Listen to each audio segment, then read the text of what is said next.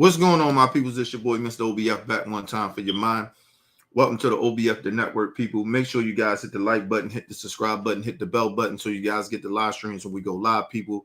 And if you can donate to the channel, go to OBF The Real Cash App and donate to the channel. People will highly appreciate anything you guys can donate to the channel. I'm going to put the Cash App thing in the thing. I don't know what the fuck happened. Hold on, let me see something. I don't know why that shit is gone all of a sudden. It's gone for some weird reason. I'm gonna put it back up there. All right, people. Obama said some bullshit, and he listen. I told y'all I'm not a Democrat, but when I hear bullshit from so-called Democrats doing stupid shit and saying stupid shit, you get work. I don't give a fuck what Obama talking about, but let's listen to what Obama said, people. We gonna get in his ass, and then some buck dancing coon nigga. I don't know who he is. I'm gonna play a clip of this nigga talking shit about Obama. Look, I'm talking shit about Obama because I need Obama to shut the fuck up and stop trying to. If you ain't gonna get out there and be on the front line and shit like that, shut your ass up. Stay behind the scenes. Nobody need to hear from you. But anyway, let's get into Obama, what he's saying. I mean, what he has said. I got the little view clip. So we were talking about what Democrats needed to do, and President Obama had a blunt message for Democrats at a private fundraiser in New Jersey over the weekend. Toughen up, he says. First of all, nigga, you already out of pocket. You already out of pocket. You out there getting corporate money, Obama. You need to shut the fuck up. You ain't helping. If you're not going to get out on the front line, if we ain't going to see you on national TV getting all that Trump, shut the fuck up. Shut the fuck up, Obama. I'm dead serious about that shit. This nigga at a fundraiser talking shit. You out there getting corporate money, talking shit. What the Democrats need to do, you need to shut the fuck up. That's what you need to do. That's what you need to do, nigga. But anyway, let's move on. Democrats need to speak out more forcefully against you-know-who. That they should stop looking for a messiah, and it's going to require less navel-gazing and a little less whining. Now, first of all, I don't even know what nasal gazing even mean. I don't even know what the fuck that mean. Then you talk about whining. Who the fuck is whining?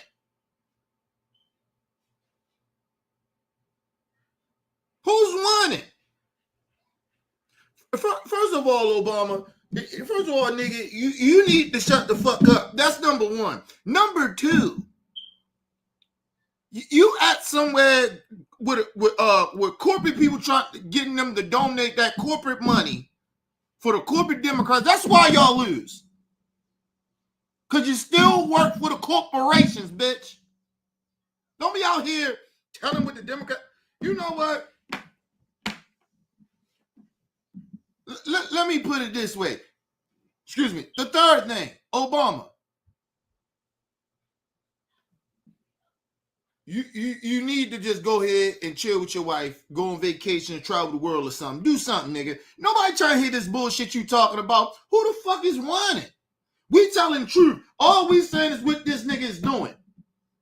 Listen, I'm going to get into this because Mark Cuban starts saying some old bullshit out of his mouth too. I'm sick of these corporate motherfuckers.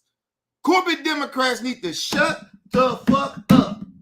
They ain't doing shit. The corporate Democrats, Obama, you corporate Democrat people want taking the corporate money, they the ones whining.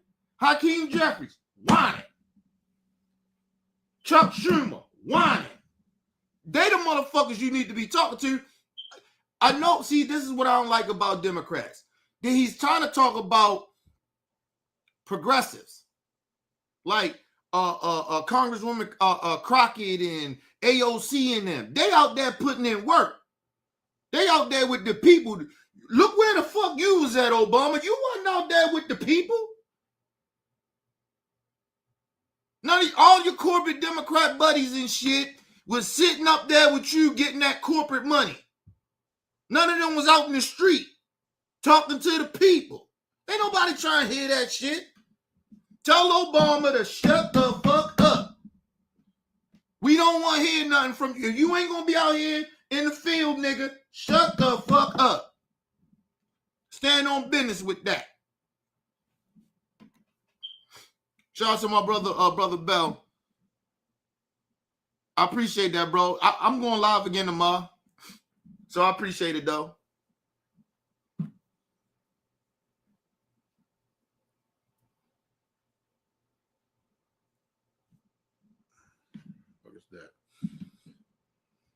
I don't like this shit. I don't like. Listen, Obama need to shut the fuck up, man. I'm just serious. Let's move on, y'all. This nigga pissing me off already. And Mark Cuban also took aim at political messaging on the left. Take a look.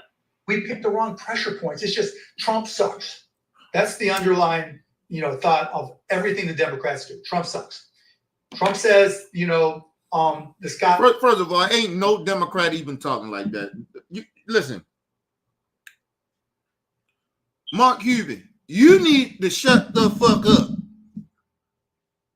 If you ain't out in the field with AOC, Congresswoman Crockett, Tlaib and all them, the progressives, Bernie and them, you need to shut the fuck up. Don't talk, listen, you talk to corporate Democrats, you tell them. Don't try to act like it's the whole Democrat Party. No, bitch, it's y'all. It's people like you, Mark Cuban. Shut your ass up. These niggas getting on my nerves, man. Shout out to my brother Game in the building. What up, Game? Appreciate you, brother. My birthday tomorrow. But I appreciate it anyway.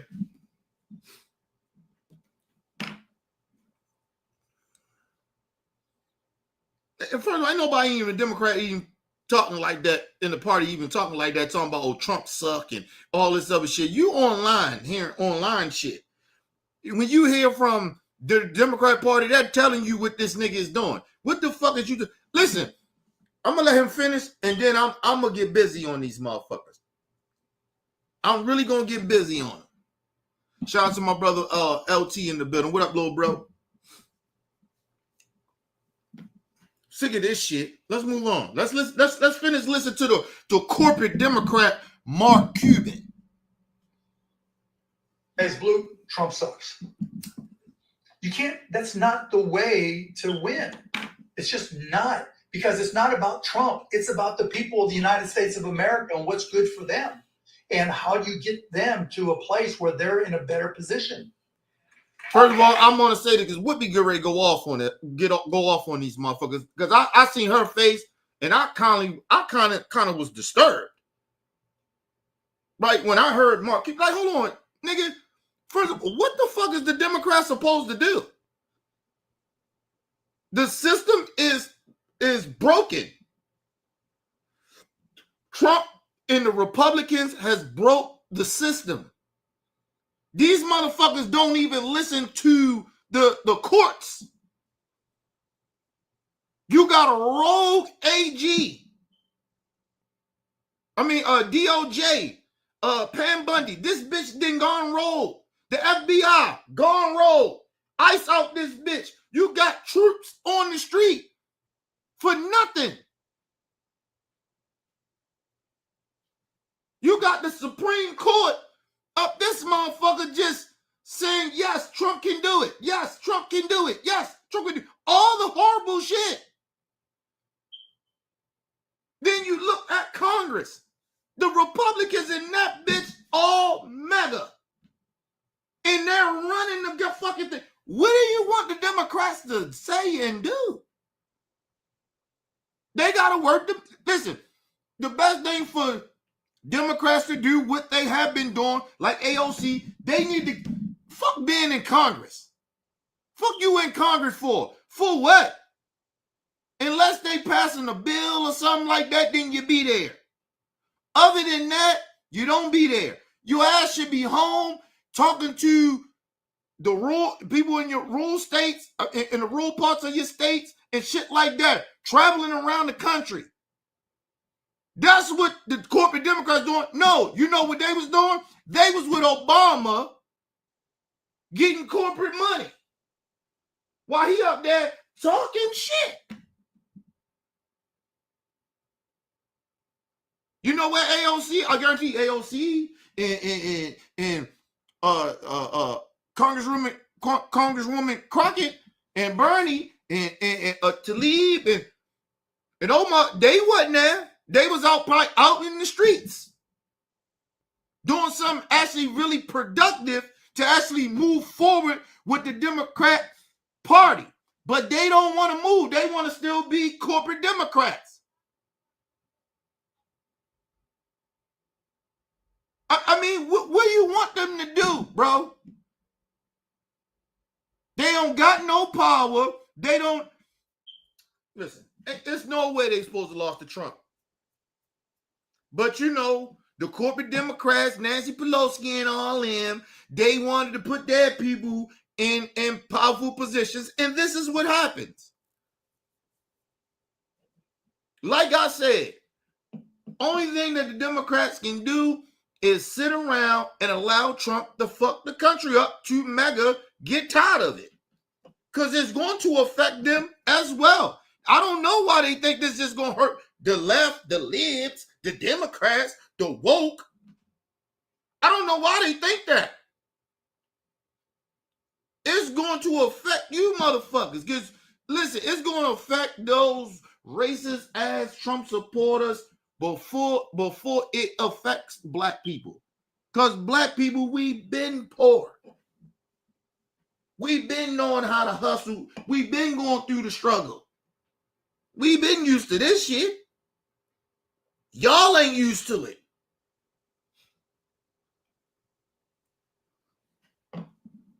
And listen, as long as you got racist ass white people, MAGA, out here still defending Trump horrible shit and only love Trump because he's being racist and don't give a fuck about their own livelihood, what do you want Democrats to do? I'm not lowering my principles for no fucking MAGA. I tell MAGA to go fuck off and jump off the roof and kill themselves. I don't give a fuck about MAGA.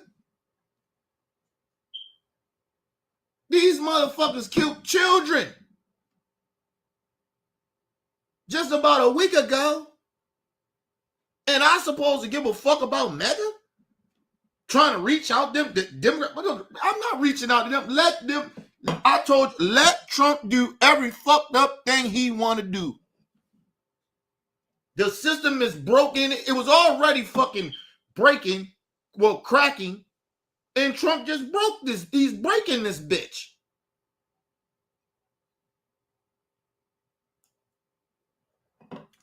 I told you, listen, people, all it takes is a bunch of racists and a bunch of fucking greedy ass billionaires, rich people to fuck the country up. They fuck democracy up. I don't give a fuck what nobody talking about. All them bitches is greedy. You think Trump is running to be president because he actually give a fuck? No, Trump trying to get rich. Nigga, he trying to stay rich. He trying to fill his pockets. What he's doing. And a lot, which y'all don't understand, Trump old. Trump know he get ready to die soon. Nigga, he is doing all types of fuck shit. He don't give a fuck. They can't fuck with him. He the president. The Supreme Court told you can't fuck with him. DOJ ain't gonna fuck with him. Okay. You got Congress. It's ran by MAGA. They ain't gonna impeach this nigga.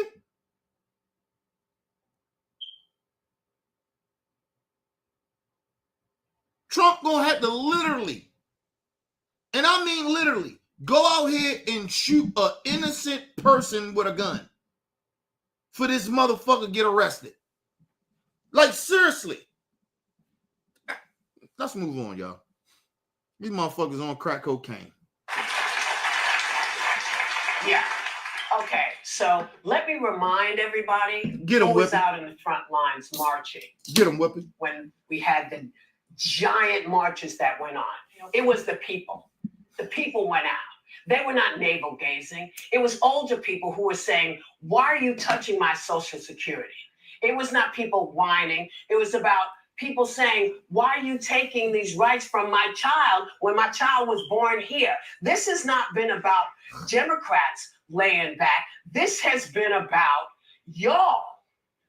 This has been about y'all because their messaging was always the same. Democrats have been angry at what this man tried to do the last time. They've been angry this time. So with much due respect to you both. No. See, the problem is, Whippy, the fuck the respect. These are motherfucking corporate Democrats, Obama, Mark Cuban, sitting out there talking shit. They ain't in the field. They ain't out there. You don't even hear from here and there pop up. Y'all out there making billions. They don't give a fuck. They don't talk about, get the fuck out of it. Listen, do you see them in the front line? Did you hear from Obama? Do any of this shit Trump been doing? All of a sudden he come and do a goddamn what the fuck he do? A fundraiser to raise money for whatever corporate shit the Democrats be doing. Other than that, you ain't heard from Obama. Well, Obama need to shut the fuck up. Him and Mark Cuban. Shut the fuck up, Mark Cuban.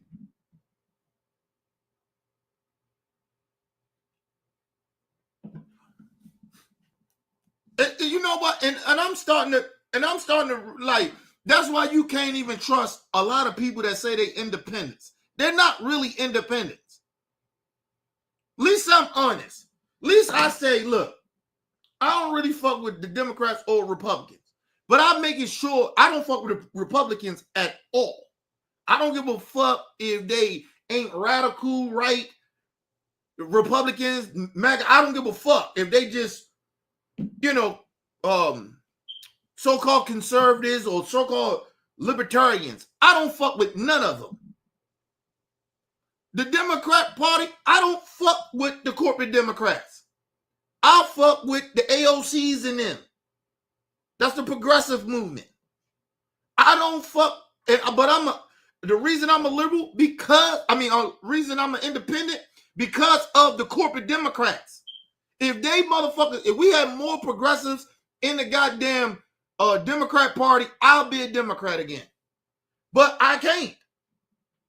But I'm gonna always support, most likely support Democrats. I would never support for Republicans. That shit is evil. It's as fucked up and corrupt as some of the corporate Democrats are. They ain't evil like them motherfuckers. It's a difference. It's like saying the lesser two evils. Listen, come on, man. Come on. I'm not playing this game with people. I'm not doing that shit. I'm not going to do the Young Turks bullshit. They on. Trying to reach out to these MAGAs. Fuck them. Them bitches just got wiped out. It's a story I got. Remember I told you it was this lady, she was crying and whining and shit down there in Carroll County about she needed help and all this shit. When the flood happened, took their houses or whatever, and she was crying and shit. I got some shit on this bitch. I did some research and I found some shit too as well. And we're gonna talk about it. But that's why I don't give a fuck about MAGA. Ain't no reaching crazy people. Ain't no reaching racists. A racist gotta help themselves. Listen, you know what I tell a racist? Just like they tell black people. Hey,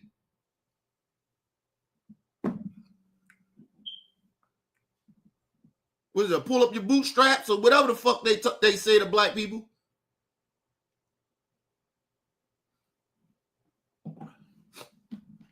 All them grown ass adults down there in Carroll County, pull up your bootstraps, strap on your bootstraps. Whatever the fuck saying is, do that. Don't give a fuck. I'm glad all you bitches lost your home. Only thing I'm upset about is them kids dying. Other than that, I'm glad they homes. I'm glad all that shit gone. I'm glad Carroll County got fucked up. I'm tired of being nice. I'm tired of being considerate in certain ways. I'm done. The country is falling apart, and MAGA's still out this bitch. Well, just get Trump the chair. It's been almost 6 months. What else do the fuck y'all need to know? This motherfucker passed one of the worst bills in history. In the last 21st century. All right, y'all find out. Move on. I believe you are pointing the finger at the wrong person when you say Democrats. Are you delineating between voters and elected officials? Yes, I am. You're saying that because I agree, voters are very impassioned. Voters, and when you say Democrats, he's talking to us saying our messaging is bad. And I'm saying, no, our messaging has not been bad because people have been out. Well, people have been cranky. I agree with you. I was in one of those protests. Right, that's what I'm saying. Motherfuckers out there. I'm doing my part. I ain't marching for shit. I'd rather save my goddamn money and save my bail money for when it's really needed. But, hey, man, I'm speaking out about shit. You didn't hear shit from Obama and Mark Cuban in almost 6 months. Shut the fuck up. Fuck them. Give me a second, y'all.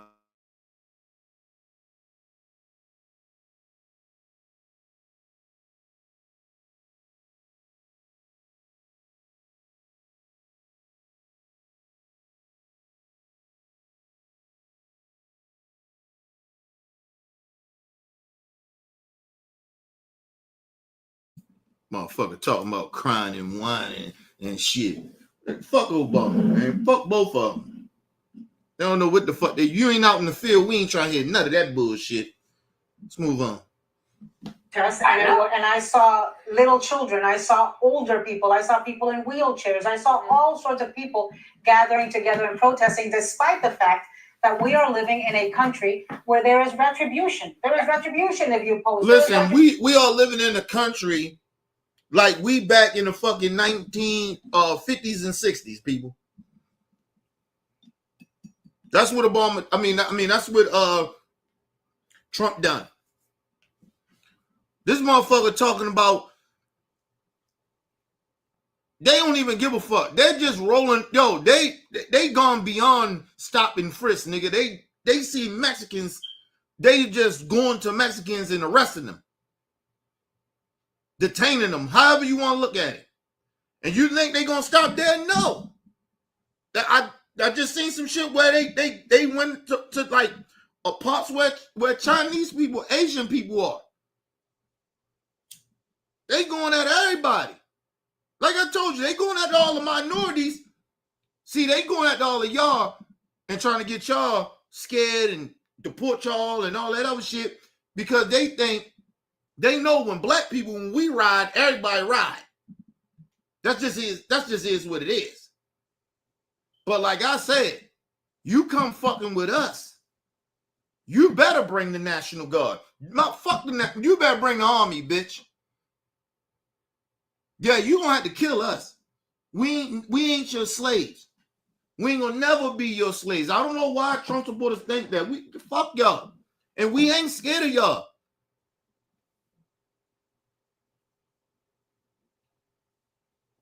Listen, listen, I ain't even gonna put this out here because, like I said, that's why you don't hear no me like second guessing none of that shit, and not even like somewhat tempted not to say certain shit. But I ain't gonna say this because like we got a surprise for the United States of America. You come fucking with the black community and see what happened. We ain't the Mexicans. We ain't the Native Americans either. You come fuck with us, see what happened. Tell FBI, Pam Bundy, Trump, all you, fuck, come on. Come fuck with us and see what happened. Matter of fact, I'll wait. Go fuck with Chicago and see what happened. Go to the hoods in Chicago and see what happened. It'd be the worst.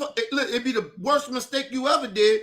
You fuck an outside war out in other countries. Yeah, America won't be the same. You better stick to go fucking with minorities. Don't come fucking with us. I'm telling you, it ain't gonna work. It's not gonna be good for you. I'm telling you like that. See, I know some shit too. Man, I ain't even gonna put that out. This is a surprise for their ass. They don't know. I ain't even gonna give all the motherfucking shit that we would do to y'all motherfuckers. Y'all, listen, you racists, y'all crazy.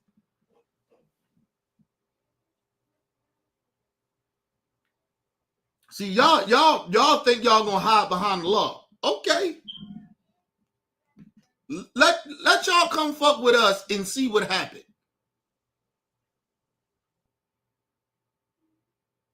Just telling you. You think that black people burn down shit? Okay. All right.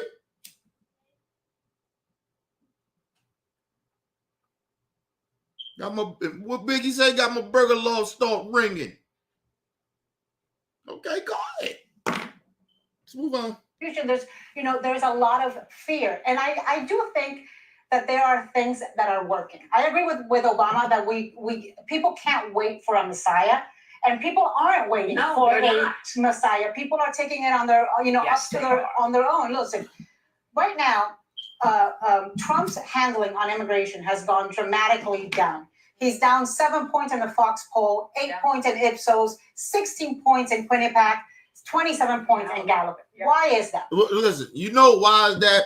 Because all them motherfucking Hispanics that voted for Trump is getting deported, or their families getting deported. That's why.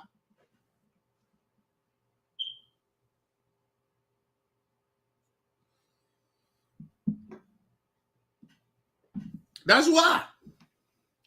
Listen, and let me just say this to the racist white people out here. It ain't enough of y'all. You can't run, you don't know how to run a country. Only way you racists know how to run a country is to try to enslave people. You're not gonna get out here and do the jobs. So the economy gonna get fucked up. Because black people ain't going to do those jobs. I'm just telling you that now. You kick all the Mexicans out all you want. All the Hispanics, go ahead. That's why your farms and shit getting fucked up. Niggas losing their farms. They out there losing their farms and shit. Listen, only way I go work on the farm if a black person on it.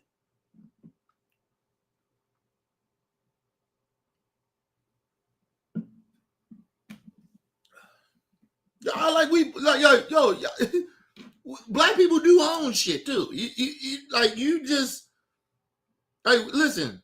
You come start fucking with black people will shut down. And what I mean by that, we'll start fucking with y'all. You keep acting like black people, like a lot of us, like really need to be around y'all. We the culture. We are American culture. Like I don't know why y'all think that y'all the culture. White people are not. You bite off of our shit. Y'all steal. That's what y'all do. Imitate our shit. That's what y'all do. Y'all be biting. What we call in the rap gang. You biting, nigga. That's all they do. They not that creative like that. They can't do the jobs that they keep talking about. They can't get or whatever. That's bullshit. They can get any of them jobs. They choose not to do them because they white asses can't be out there in that sun.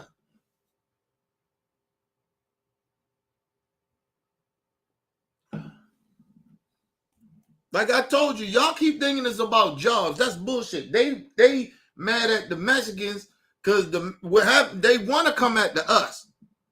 And they know when black people, it's a strategy they doing. They trying to get rid of all the minorities. Because they know when black people, they come fuck with black people, we gonna ride. We gonna ride for one another. We gonna listen. We ain't gonna play like the motherfucking Mexicans. We ain't gonna play like that. We ain't gonna play like the Hispanics. We ain't scared of you motherfuckers. Like, and you ain't got enough prisons for us. Well, listen, like I said, it's some shit that I know that they can play if they want to. Get on some racist, because I know they're trying to, but they're trying to be slick about it. But I'm peeping it. But I'm just waiting. Trump getting closer and closer to where he talking, well, we should start deporting harsh criminals. Well, there's a lot of them in jail. Ain't nobody gonna take all them goddamn criminals in jail.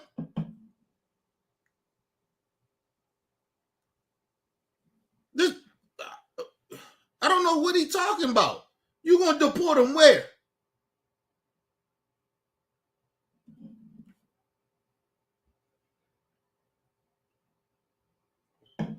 Listen, let me just say something too. See, I'm black. I ain't leaving. So I'd rather die than a motherfucker deport me or push me out of a country I was born in, that I belong in a country that owes me, owe my motherfucking family, owe my people. I ain't going nowhere. But let's just say, nigga, if all the black people leave, you can bring all the criminals with us too. We don't give a fuck. All of us get deported to Africa or the islands or wherever we go. America is fucked.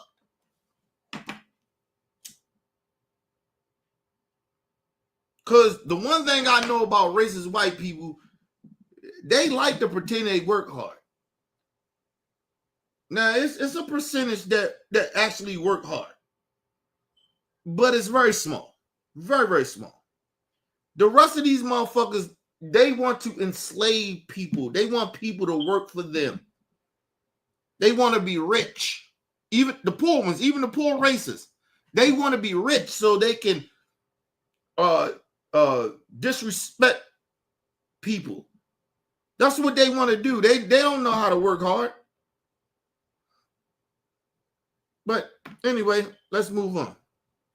Because he's trying to tell the American people that he's putting psychopaths and gang leaders and hardened criminals in jail. And because the American people have taken it upon themselves to amplify the truth, to show up and protest these horrible, inhumane raids, to tell the truth about what their relatives are going through. Because we have seen the story of the 9-year-old US citizens selling tamales in the streets of LA because they are stepping in for their street vendor parents who are too afraid to leave their homes, because we have heard the story of the US citizen children with cancer who are not getting treatment because they've had to leave with their deported parents. Yes. Because the American people are doing their part, amplifying, showing up at protests, donating, organizing, and being vigilant. Yeah, you know the bad part about it? All this shit is horrible. It's bad. It's very bad and it's very horrible. And I feel bad about that.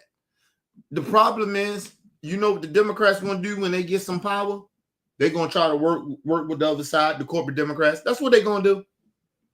They're going to act like go back to normal. Let's go back to normal. Ain't no normal. When you get power, use it. That's the problem with the Democrat Party. Anytime these bitches get, it's not about the policies. Their policies are way better than the Republicans. Always is. The problem is when the Democrats get power, they want to, let's reach across the aisle. For what? You would think, hopefully, if they get in power, take over some shit like Trump, the Republicans has done, MAGA did, you will hope they would say, we don't give a fuck what y'all talking about.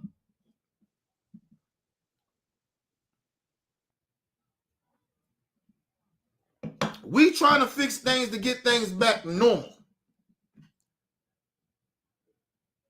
Y'all fucked it up. Y'all had the chance. Listen, if I'm a Democrat, all I'm gonna say, like, you know how CNN might try to do some bullshit. Man, like, listen, I don't care what you're talking about. Listen, boy, it couldn't be me. Because I tell him, I like, look, tell CNN, listen, we trying to get things back to normal. Okay? Where you can have freedom of press, you can ask the hard questions, and ain't nobody talking about arresting you or suing you. That's what we trying to get back to. So I don't care what you talking about. We trying to get the American people back on their feet. We trying to bring democracy back. Well, somewhat of it. To get shit back rolling, get shit back popping and pushing. I don't give a fuck about what mainstream media be. If I'm Democrats, I don't give a fuck what mainstream media talking about. Or Republicans. I don't care. Nigga, we get power, fuck y'all. You don't got no say. Sue us. Do that. The fuck you talking about? If I'm any Democrat, if I'm any Democrat president, if any Democrat win, I'm passing all the executive orders soon. The day I get, before I even get that, the day I get in there, I'm like Trump in there, passing all that shit, getting rid of all Trump shit. Fuck that shit. And tell the courts, tell the Republicans, sue me, bitch. Take me to court. Just like Trump doing. Like, you got it. You can't sit there and try to act like the old shit. Like, you can do some of that shit, but not all of it. You got to do the new shit Trump doing. Fuck this shit. You already tried to work across the aisle with these motherfuckers. They crazy. What else are you supposed to do? Imagine people, y'all know y'all have people in your family, some people that you know, friends of yours, they're a little off. They crazy. They ain't right in the head. You ain't sitting there, like, you tell them, hey, man, keep that motherfucker with me. Man, go sit your ass down somewhere. Like, you like, yo, get the fuck out of here. After a while, you try to reason with him. Then after a while, you like, hey, man, sit your ass down somewhere. Nobody trying to hear that shit. You know you got them family members or friends where you gotta be like, hey man, fuck out of here with that shit. And that's how you gotta treat MAGA and Republicans. Man, get the fuck out of here. We ain't trying to hear none of that shit. We tried to work with y'all before. Y'all said fuck us. Y'all got power and said fuck us. It's our turn. And we get ready to help the American people, not fuck them over. But like I said, listen, Republicans don't give a fuck about the American people. They give a fuck about power. And that's why you see them. They know they power now. They got the power. They know. That's why they're using it. They don't give a fuck. And Democrats cannot go in there and act like you can work with the other side. You can't.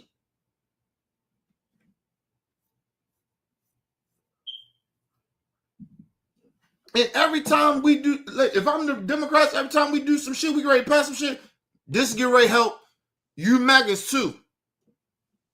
It ain't just gonna help the liberals, it's gonna help the MAGAs. Fuck the saying, oh, the American people. Listen, we ain't the same. Okay? It's certain parts of motherfuckers in America, we ain't rocking with that side. But we don't wish no harm on them. We hope their kids eat. We hope they get the health care they need. But we don't fuck with them. But you know what? Let's pass policies to help everybody. See, that's the type of shit Democrats need to be on. Stop bullshitting these MAGAs. Fuck y'all. But we gonna pass policies still gonna help you motherfuckers. That's what listen, boy, listen, you lucky I ain't running for nothing. That's what I tell them. Let's move on. And yeah, okay, so some of us say that Donald Trump sucks. He does suck, and it feels good to say it. I would say I believe in what both of these men are saying in regard to elected Democrats. Yes. So I took the message very differently. The American people and Democrats marching to the streets are doing what they have the power to do between elections. I get that. But I would argue that right now, Anna, you just pointed out how much Trump is losing his popularity. He was voted in on immigration. He's now losing it. It would be He's losing it because he's stupid. It ain't got nothing to do. Listen, why is we blaming Democrats for what Trump is doing? That's all it seems to me. That's why I don't even like even the elected officials in a way, right? Like Obama and Mark Cuban are blaming the Democrat elected officials for what? What are you blaming them for? They don't have no power to stop none of that shit. The MAGA Congress people, they gone. They in a cult. What the fuck are you mad at the Democrats for? Messaging. Messaging what? What are they bad at messaging about? They ain't even got to message nothing. All you got to do is sit back and just look at what this motherfucker and the Republicans are doing. That's what it's listen, my thing is it's unnecessary for Obama and Mark Cuban, these motherfuckers coming out saying anything about the Democrats. They should have been bigging them up.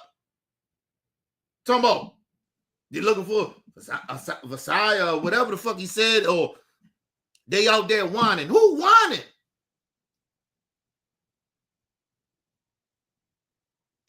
Trump is, and the Republicans are losing popularity because their base is already being affected. See, if you notice, black people ain't really affected by none of this shit. Because nigga, we've been poor. We've been living paycheck to paycheck. And we ain't living off of our race, like they like to say, with this woke or this DEI shit. You take DEI away all you want. It don't matter. You motherfuckers still will lose. All the white women that benefited off of DEI more than any black person, man or woman, or minority. The white woman has benefited off of DEI more than anybody. Right? You the bitch is gonna be. Remember the MAGA bitch? She voted for Trump, and when they did that Dole shit and they was cutting shit from the federal government, she had a federal job. She ain't got that bitch no more. White MAGA woman. See, I don't know what I'm gonna do. Me either.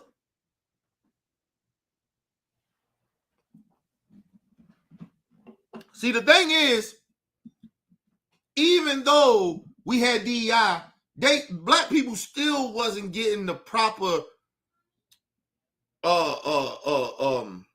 representation in a lot of those entities.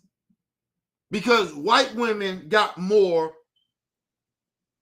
because a lot of that shit came because of that feminist movement, but they got a lot more of those jobs than black people did. So we didn't really benefit off of DEI like people try to pretend. The problem is, the thing with DEI was, what white people really didn't like, was that you can't be racist and disrespectful to black people, and they didn't like that because it'll be consequences for it. That's what DEI helped black people at, and they didn't like that. That's why they really did that shit. It ain't had nothing to do with the white women, the gays, and the other minorities. It was that you couldn't disrespect black people like that. You had to be very sensitive of how you speak to us. Not even sensitive. You got to be respectful of how you speak to us. It's the way you speak to us. It's the way you don't speak to us and say certain shit or act a certain type of way. They didn't like that. That's why they went against DEI. It ain't had nothing to do with minorities. It had nothing to do with gays. It ain't had nothing to do with white folks. White women, I'm sorry. It had nothing to do with them. It was all about black people. And it's always been about us. Even with what's going on with them, with the whole immigrant shit. It's about black people.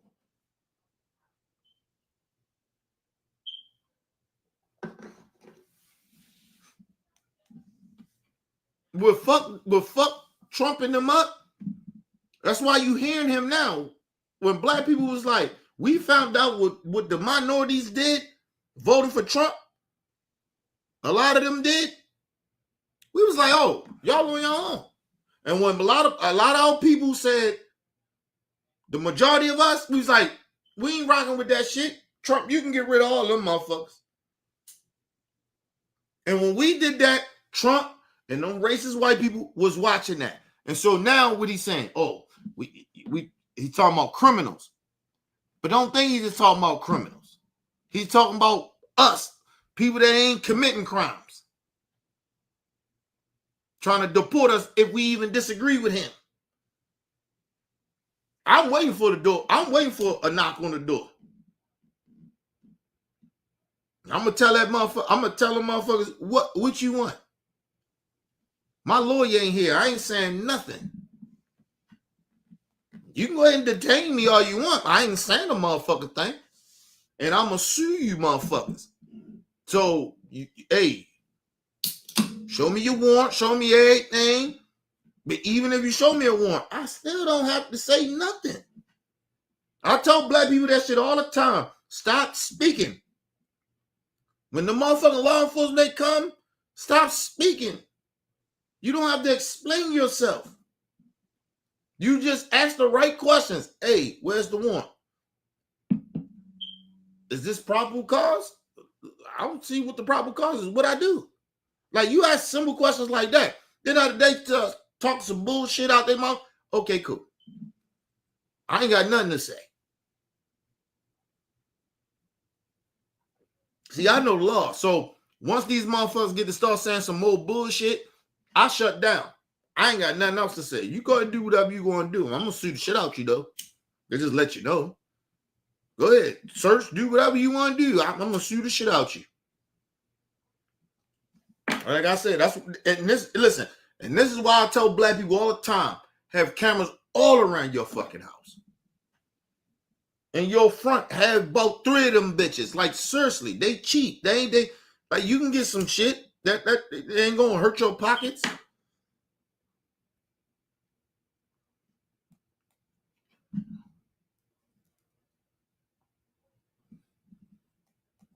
And make sure your shit is set up to where it goes to the cloud.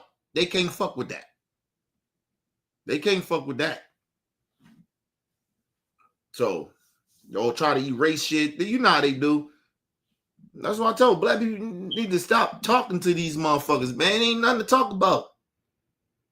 Once you ask certain questions and you like that shit don't make no sense. All right, well, go ahead, do what you got to do. Like I said, and then you just tell them straight up, I'm gonna shoot the shit out you. Just telling you that now. You go in and do some unlawful shit. You doing unlawful shit. There's no reason for it. You're just making up shit. Okay, cool. You gonna go and do it? Okay, cool. I got nothing else to say, sir. My lawyer ain't present, so I don't got to say nothing. Black people need to understand that. Stop talking to these motherfucking law enforcement and these motherfucking cops. Stop. Ain't nothing else to say. When they on their bullshit, they on that bullshit.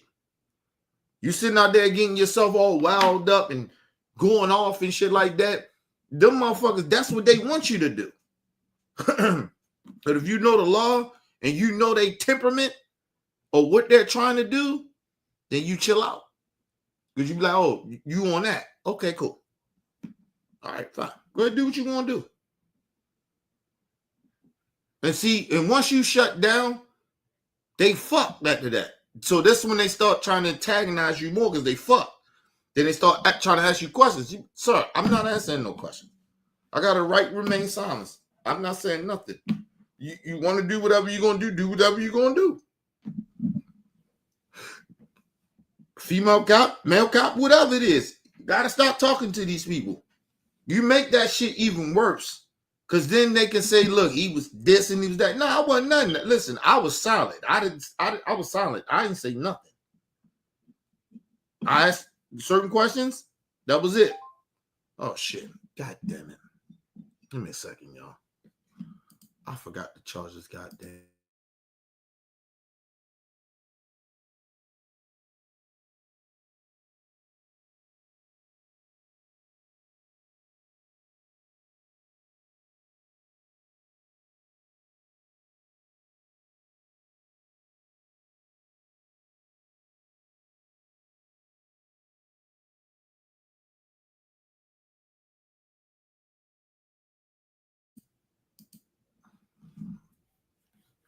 My bad, people. Give me a minute. I fucking fucked the tablet. I supposed to charge my damn tablet up. I was sitting here. The whole time I'm sitting here, and I was like, I don't know why the fuck I ain't do it. But yeah, man, people got to stop talking to the police, man. Stop talking to law enforcement. Stop engaging them, because that's what they want you to do. Because that's so when they get in court and they say, see, look, see how he was acting? That made me nervous. Okay, cool. I ain't make you nervous. If you got a nonchalant attitude, what the fuck they doing? Go ahead, do what you got to do, sir. You know you doing wrong. You know this shit ain't right, man. You profiling, man, and that's all you say to them. You doing too much. You just being extra for nothing. You ain't got nothing to do. Like, and usually a lot of times cops ain't got shit to do when they pull you over or whatever. They don't really got shit to do.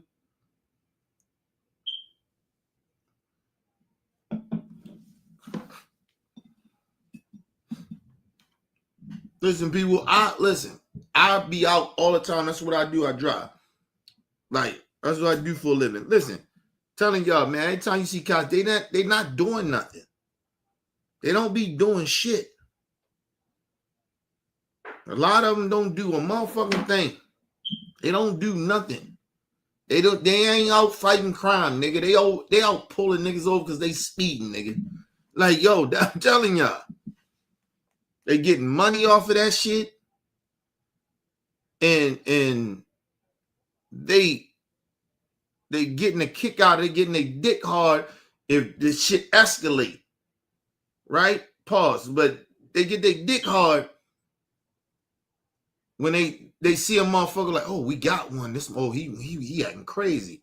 Oh, he fighting back. Oh, he talking back. Like, they like that shit. Because now they can escalate a situation. That's what they do. I watch cops. Listen, man. I watch these motherfuckers. I watch their temperament. I see how they interact with the people. I watch how they do it all the time.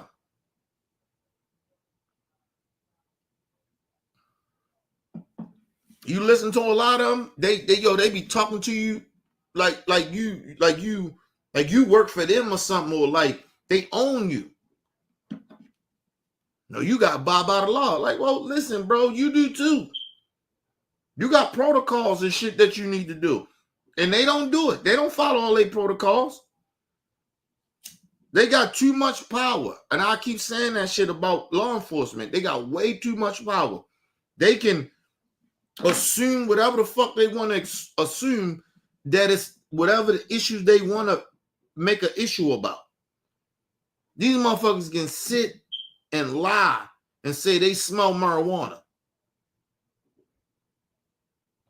I'm just being honest. And they will sit there and they will do that shit. And I'm gonna turn my shit back on. And they would genuinely sit under oath in court and lie and say they smelled marijuana. That's why they had to search a car and all that other shit. I'm just telling y'all. I know the game they play. Listen. I got family members that was cops. I have family members that served in the military. So I'm telling y'all, I know how they think. And like I said, I used to be a street nigga. So I know how they think. I know the bullshit they be on.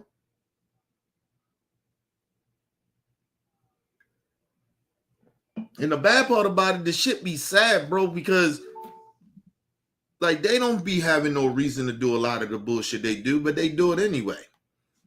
Because they ain't probably ain't getting no pussy at home. Their wife ain't treating them like they supposed to. Their kids don't respect them. It be all types of shit. Listen, I'm gonna tell y'all something. What they won't tell y'all. This is why I always say cops should always go see a therapist once a week. Every cop. I don't give a fuck who they is. Right? Sheriffs, whatever. I don't give a fuck. Even if you don't have interactions like that in the field. You got life shit going on in your life. Your home shit sometimes dictate how you interact with people at your job. It does. Especially for cops. Right? Or people with power. It definitely does. Right? So, listen. A lot of them motherfucking cops, they ain't shit at home, bro. They family treat them like trash. That's why I always tell people all the time.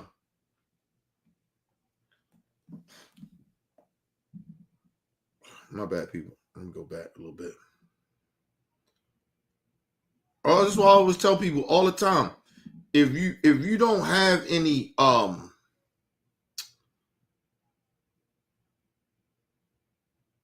if you don't have a therapist or you ain't going to see nobody at least once a month. Like, yo, all that shit gonna build up. You gonna take that shit out on somebody. I'm just telling you. You gotta express that shit to somebody. That's why, like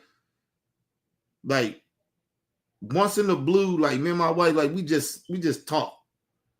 Cause we gotta do that. Get some shit off our chest. It could be about each other. It just could be life.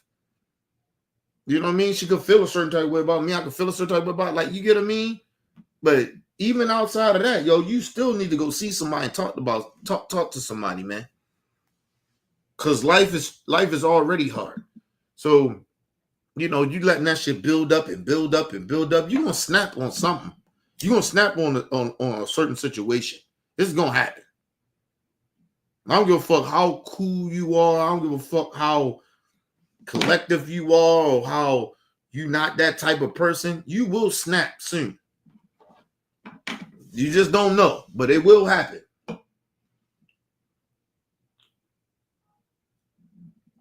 That's why I tell people all the time, like, I got a real bad temper.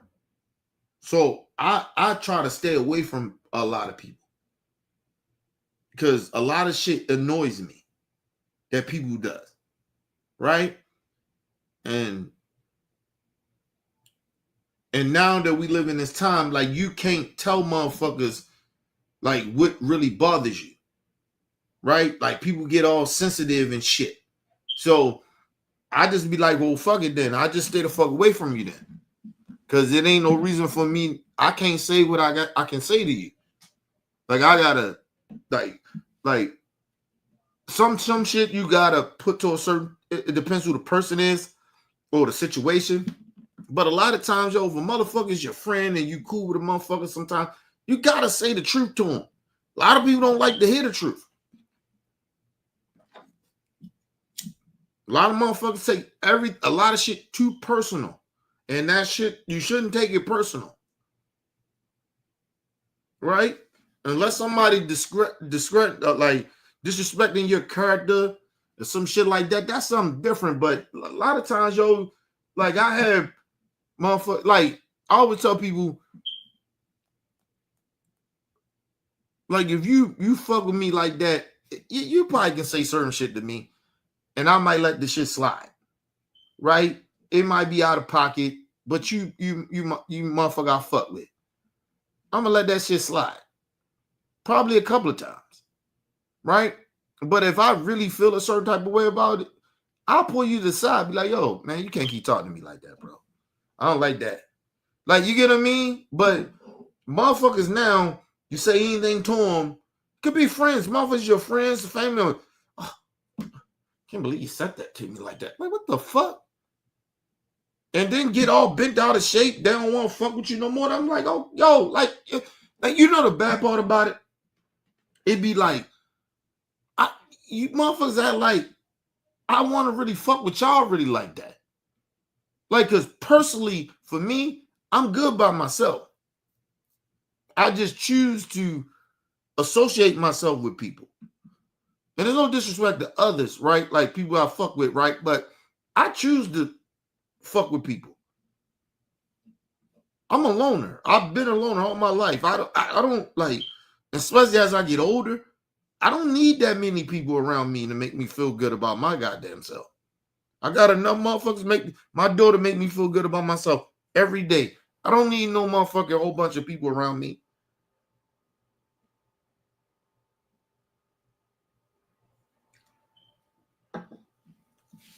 And I'll be saying that shit.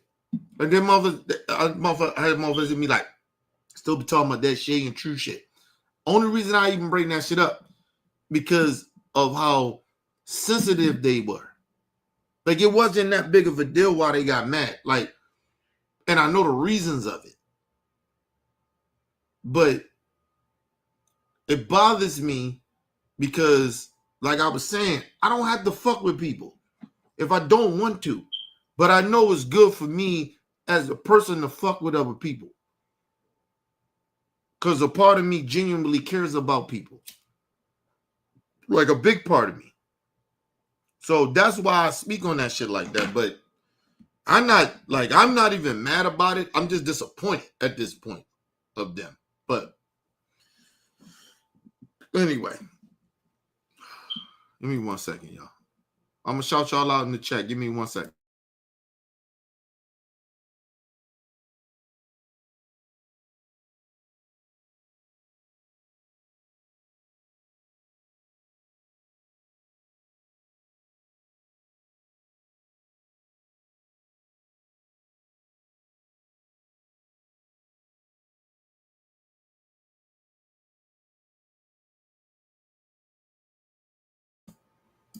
All right, people, I'm back. Shout out to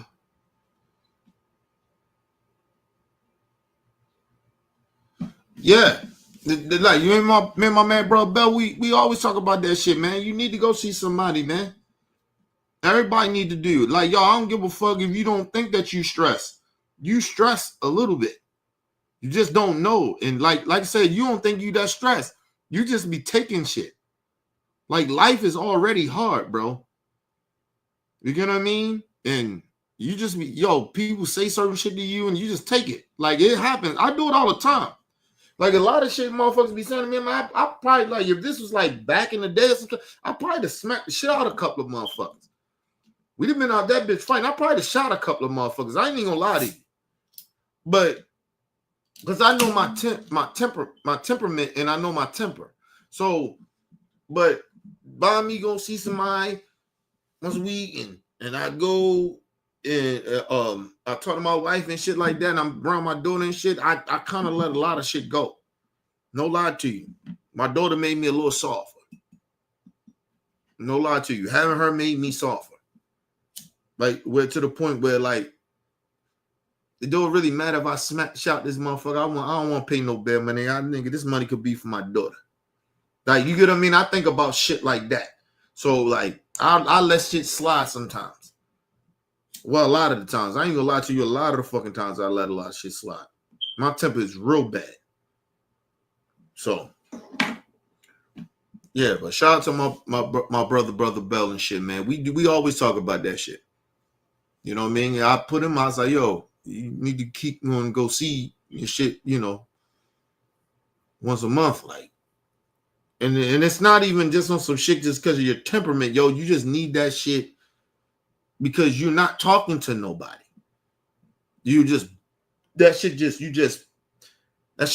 All that stress and all that shit that you keep allowing, you just keep blocking and blocking, but it's still affecting, it's still getting through, right? It's like if you put your hand up, the sun for a little minute, but then you do like that, then the sun still come and still hit your eyes. It's the same shit with that shit, yo. So, It's life, bro. Shout out to my brother talking to the building. What up, Talk? Let's get back into it. Democrats. Yes. So I took the message very Yes. differently. The Ah, American yeah. people and Democrats marching to the streets are doing what they have the power to do between elections. I get that.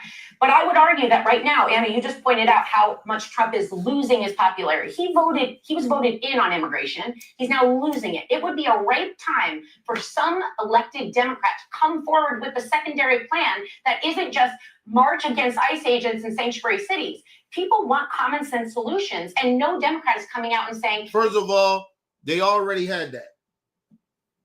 They already had it. So, sir, shut the fuck up. You need to shut the fuck up, too. They had it already. They voted against it. Nobody trying to hear that shit, man. What a solution. They already had a solution. Biden had a solution. He wanted to work across out. They didn't want it. Ain't no more...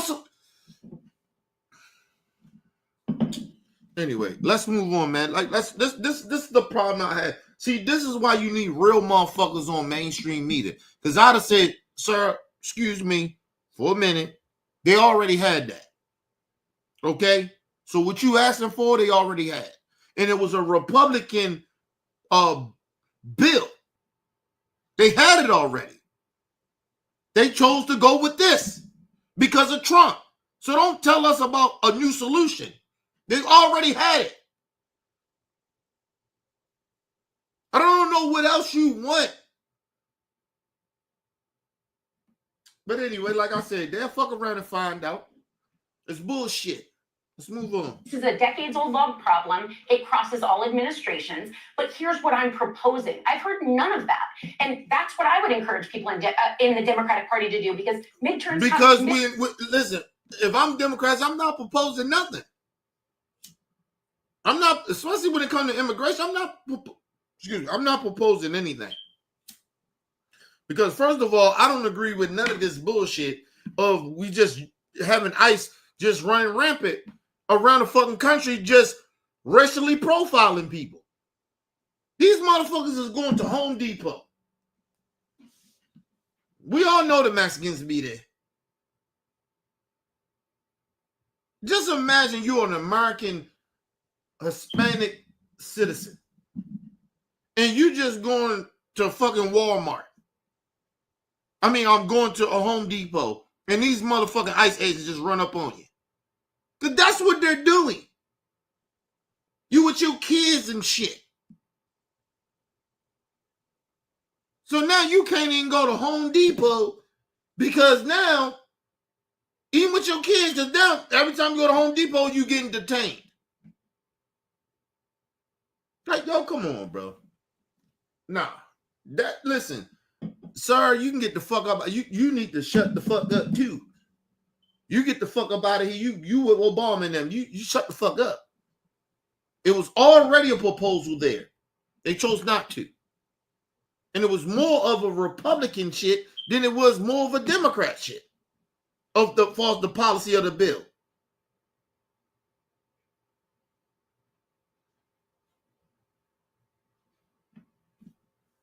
The Republicans got more out of that bill than the Democrats did. So listen, we're not trying to hear that shit. And Trump told him no because he wanted to run on it. So no, miss me with that. What proposal you want them to have?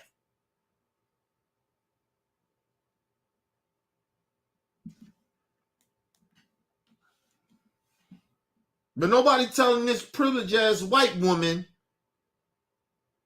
because I'm trying to figure out, let me just be very real. I'm not trying to say she ain't got no resume. But where the fuck Sarah come from? Just being real.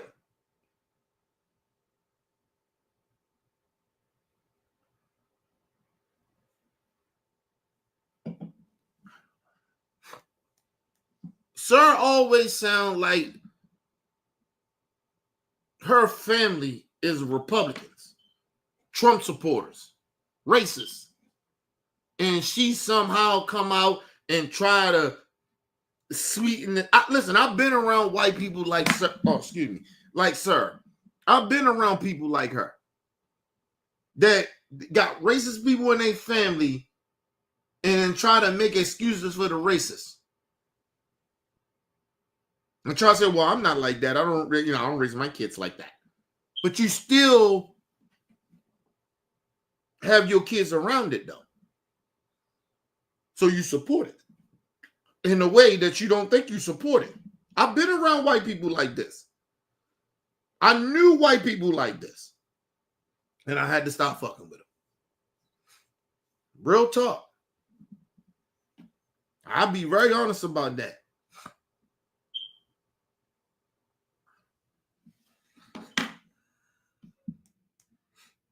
It was a black chick that was a Democrat. She loved Vice President Harris. You know what I mean? And I was trying to get like, look, the Democrats ain't doing what they supposed to do. She ain't want to hear none of that shit. Because all her life, she grew up the way she grew up. She was older than me. She's probably about close to 60 now.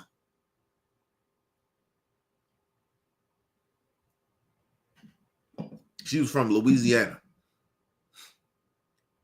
You know, it is something about people. Listen, no disrespect to the South. It's something about people in the South, man.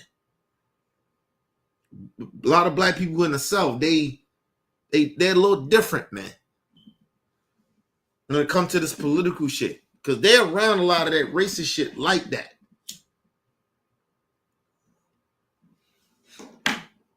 But anyway, let's move on. Terms come up in another year and a half. Let's make sure we're talking about the elected officials. Yeah, I just wanna want make elected that- officials, yeah, elected I officials. just want to make I sure. think I have heard sort of a change in Democratic elected officials, or at least people that are running. I mean, when you look at Zoran Mamdani here in New York, I think he gave Democrats the blueprint on how to run and how to address those kitchen table issues that people keep on talking about. He ran on affordability in New York City. You can't live in New York affordably. People are out on the streets. People have full-time jobs, can't buy a home. That's what he ran on. That's what he won on. And so I think that we are seeing sort of a shift in the Democratic Party. The Democratic Party has always been for the working people, and maybe that didn't get through, but it certainly is getting through now because they see that the Republican Party is not for the working person. That's Right. not for And Sonny is exactly right. You watching an administration with Trump and MAGA. They're cutting the fucking rug out of their own people. They're cutting the rug under their own people. They're just getting them out of here. They don't give a fuck. They're trying to, nigga, that big Trump, big, beautiful, big, nigga. All they did was try to save money somehow to make up for what they get ready to do to give all these tax cuts to the rich. That's all that was about. The only thing that they did not touch, believe it or not, was Social Security. Believe it or not. Because a lot of Trump supporters are on Social Security. A lot of them racists is. They family members. And let me just say this to all the stupid Trump supporters out here. You talking about when them CNN panels get on and the Fox News people, all the mainstream media, they get on there and say, well, we just cutting all the immigrants off of it. We came to find out that ain't true. Immigrants is not even on Medicare. They don't get Medicare. Okay? Unless they're citizens. All right? Immigrants. Illegal immigrants. They're not on Medicare. So we debunk that bullshit. And then now they go to, hey, people can get out and work. It's a lot of people that do work that live paycheck to paycheck and still need help. And they cut them motherfuckers off. See, you ain't thinking about that shit. Trump supporters, and you the motherfuckers are the ones.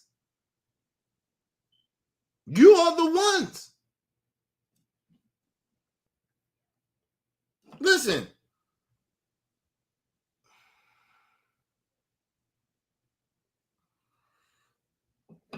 Listen, it don't matter how much money I got to see. Nigga, I'm one mistake away from all that shit go. Something tragic happen. All that money gone.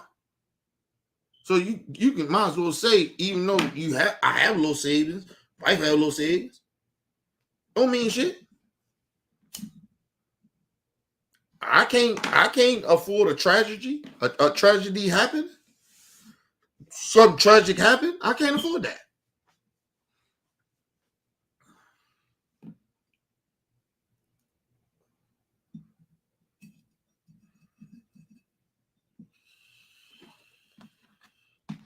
Nigga, we just trying to keep our head above water, nigga. And I keep saying that to black people. Stop thinking that we on the same playing field as these motherfuckers. See, we know how to grind. They don't. That's why they mad. They crying, they whining and shit. That's why they hoping Trump gonna look out for them. And he's showing that he ain't.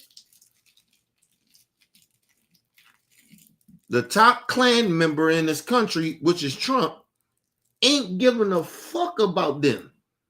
And they start, some of them, little small percentage, starting to realize this motherfucker don't really give a fuck about us. Well, duh. He was rich before he even ran for president. You motherfuckers believed in a rich con artist that been conning the system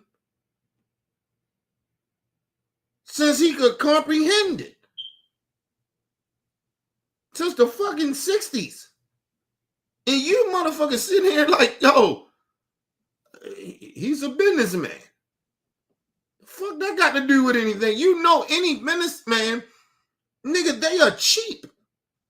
They are trying to find a way to save money. And they will hurt the people that work for them. Any business person. Are you crazy? What business owner you know that just trying to look out for the little people? The motherfuckers that work under them. Really? You're a motherfucker that's a supervisor at your job don't give a fuck about you. They trying to make sure they can keep getting that paper and keep the power. And you thought Trump was going to do? Okay. Like I said, these people live in La La Land. Let's move on. The middle class. It's for the billionaire class, of which there are what? A couple hundred in the entire country? No, there's 800 some billionaires. A couple hundred, yeah, 800. You give eye exams. I give Fuck fresh commercial starts, people. better vision, healthy eyes. Everybody wants that. Hero Doc saves vision. Well, Hero Owl saves money. Use your vision insurance for exams, glasses, and contacts, all at America's Best. Yeah, 800. I want to say solutions. I feel like politicians. You like, Sonny, like, and see, and this is why, like, Sarah's not that. I'm not saying she's stupid, but she ain't that bright. When Sonny said, she tried to correct Sonny, was like, Sonny said a few hundred. She was like, it's 800. That's a few hundred. She had to say 800. You knew. Let's just say she knew the facts of how many people it was, or the number it was. Sonny was like, okay, I don't know the exact number, but a few hundred. So she not wrong or lying, or she not misleading people. I don't like when they do shit like that. Especially when it's unnecessary. But anyway, listen to it On again. both sides are just their class, of which there are what? A couple hundred in the entire country? No, there's 800 some billionaires. A couple hundred, yeah, 800. I want to say solutions. I feel like politicians on both sides are just want to debate the status quo, and we basically Hold on, and let me say this. She just looked this stupid. That's why they was laughing at her. That's why they was laughing. That's why the crowd was laughing. Like, what? Okay. Sonny said, okay, a few hundred. 800 of them. A few hundred. Same thing, bitch. Damn. And that be the thing with some of them. Listen, it's something about Sir I don't like. But I know why. Because she's the white person that I had to stop being friends with. Because they like to pretend that they good white folks, but they really not. Because they still indulge their racist family members and friends. Try to hear them out where they come from or where they coming from. No, I don't want to hear nothing about what a racist say. It's like a coon. I don't want to hear nothing a coon talking about. If you're a sellout to the our people, nigga, I don't want to hear nothing you talking about. You can't say shit to me. It ain't nothing you saying that makes any goddamn sense to me. I'm sorry. I'm shutting you straight down. You can buck dance and do all that shit you want on your own, but you're not going to do that amongst me. I'm not going to have that shit around me.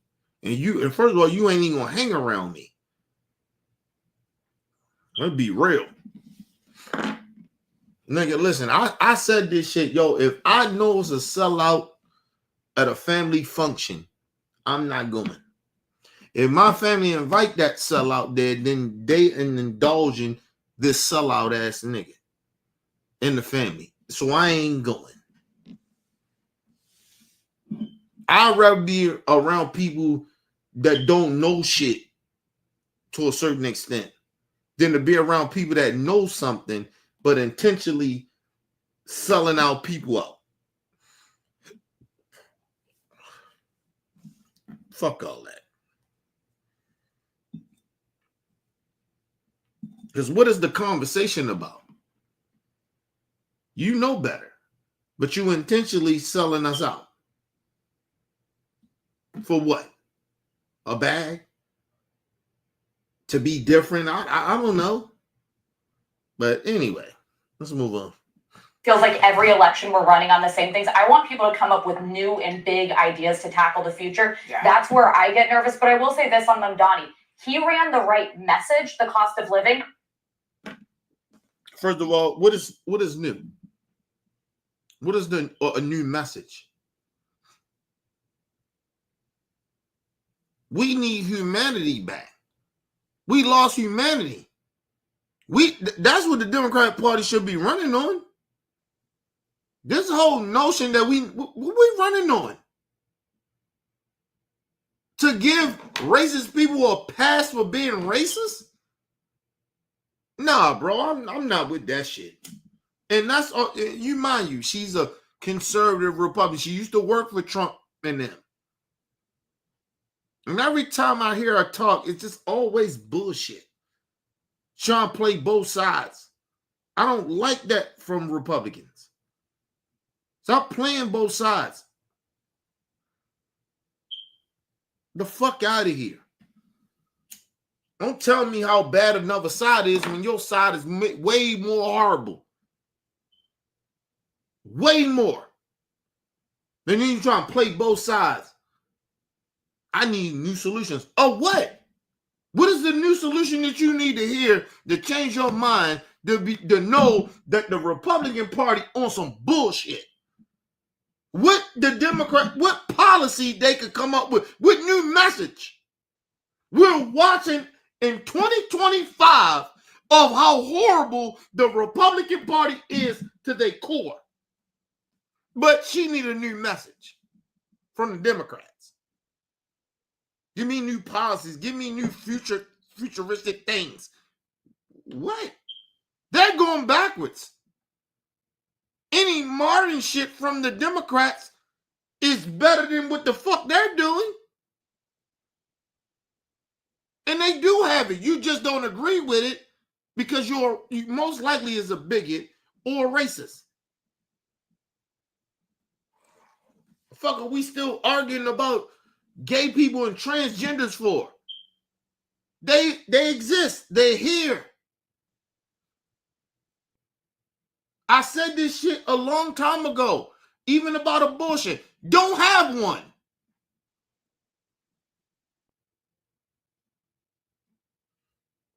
You don't like abortions? Don't have one.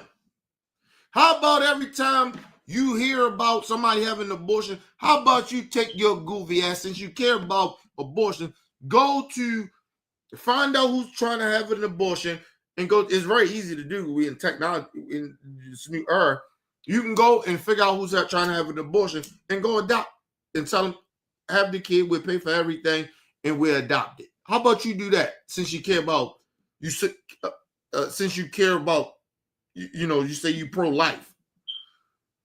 You ain't doing that. Shut your ass up. You don't care about it. You care about being pro-life. Fuck that.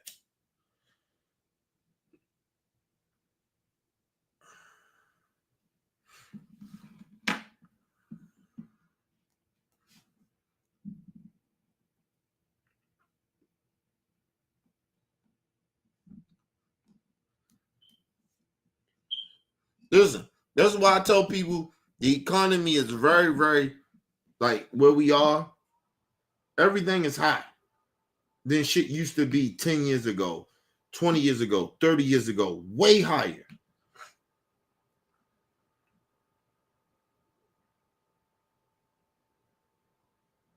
Way higher. Motherfuckers is barely living somewhere. Yo, people would rather live on the streets than to pay rent. And it's not because they'd rather not pay rent. They can't afford it.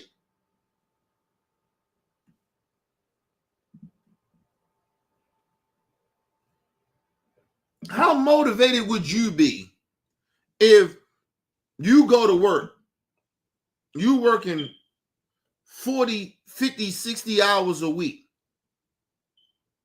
and soon you get your check, that shit gone. Or every 2 weeks you get 80 to 90 hours a week, and that shit is gone.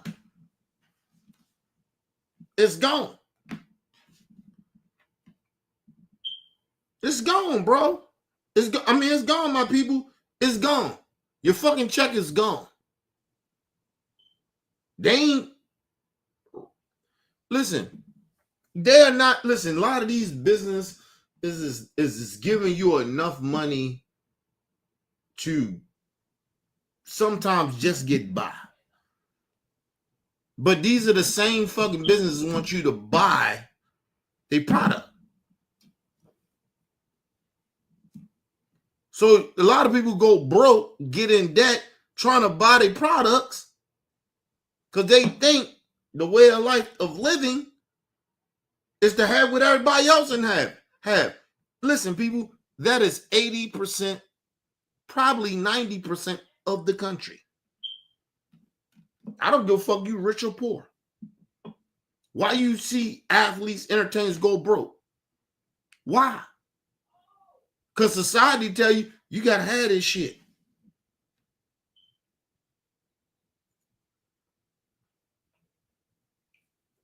Niggas tell the people that's living paycheck to paycheck or just getting by, the working class, you should live by your, living your means. But we seeing the rich motherfuckers that get millions of dollars don't live in their means and they lose everything. But that's society. That's what you keep pushing. That's all the commercials. That's everything in life. Live outside your means. And understand, listen, people, I live my life, I live under my means. But at the same time, I splurge. Because you know why? Because I don't die with none of this shit. But the only reason, and I'm going to tell you the only reason that I'm a little frugal the way I am is because of my daughter. If it wasn't for my daughter, I wouldn't be frugal at all. I'd be out balling. Try to keep what? I don't die with none of this shit. I don't die with none of this materialistic bullshit. All that shit I got in my closet, jewelry, shoes, clothes, all that shit, nigga. First of all, that shit in my will, nigga. Get that shit away. If my daughter want it, give it to her. She wanted whatever she wanted, let her pick through it. But after that, come on, man, get rid of all that shit.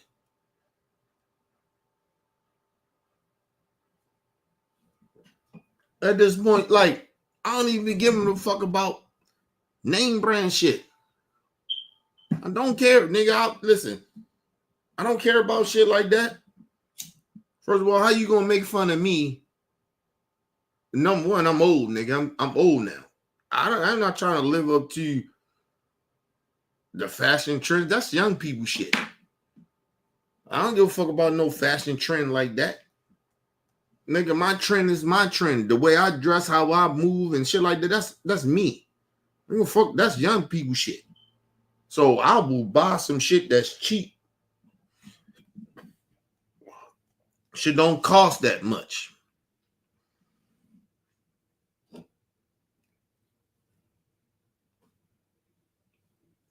Here and there, I might buy some jewelry or some shit like that may cost a little something. But nah, I'm not going crazy with that shit.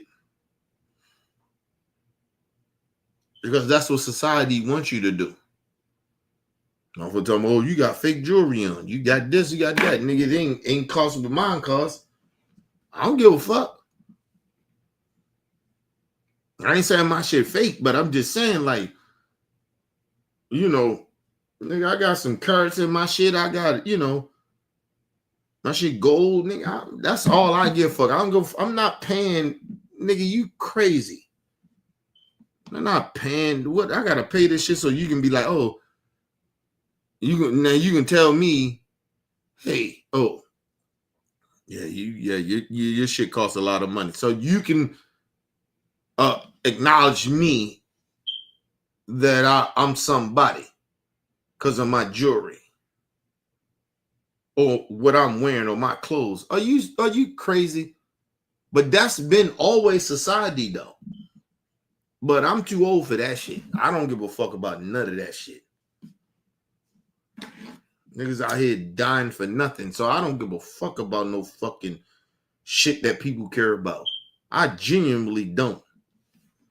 If I buy jewelry or clothes, nigga, that's because I can afford it and I want it.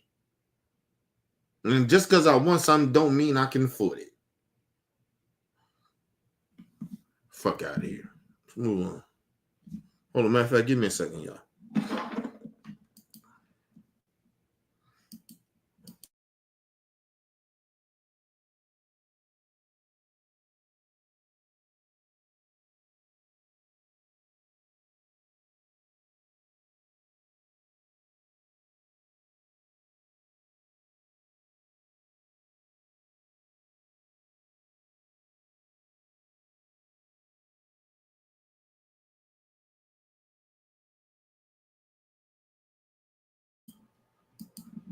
All right, people, I'm back.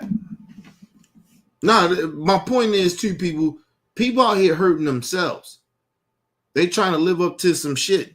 We used to call that shit you trying to live up to the Joneses. You know what I mean? Trying to be like the Joneses some shit. Nigga, that shit, y'all niggas, like, I understand the young niggas in a way, but motherfuckers that's over 35 years old, you niggas is crazy. You niggas are out your mind to be sitting out here trying to keep up with the Joneses. Y'all niggas crazy. I'm not trying to keep up with none of them niggas. I don't give a fuck about the Joneses, nigga.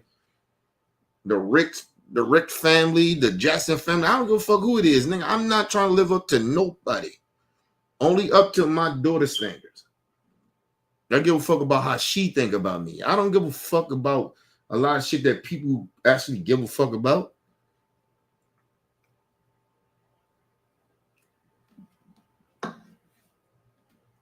Let me tell you the realest shit ever.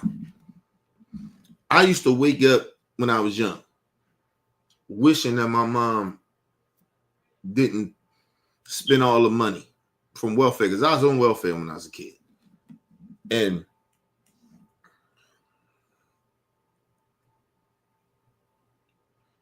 listen, I only know 2 times that my mom actually had a job, right? My mom was a nurse when she was young. Well, when I was young and she was young, right? That was the only time I knew she had a job. And the second time I even knew she had a job, and that was when we was young though. When I was young, I was like, well, fucking what? Like 7, 8, something like that, maybe. Right? My mom she was going to school for being a nurse. Right? But she had a nursing job. And right, she was still like in training, but she still was getting paid to be, whatever, right? And the second time was when she got clean. I was about 14 or something like that.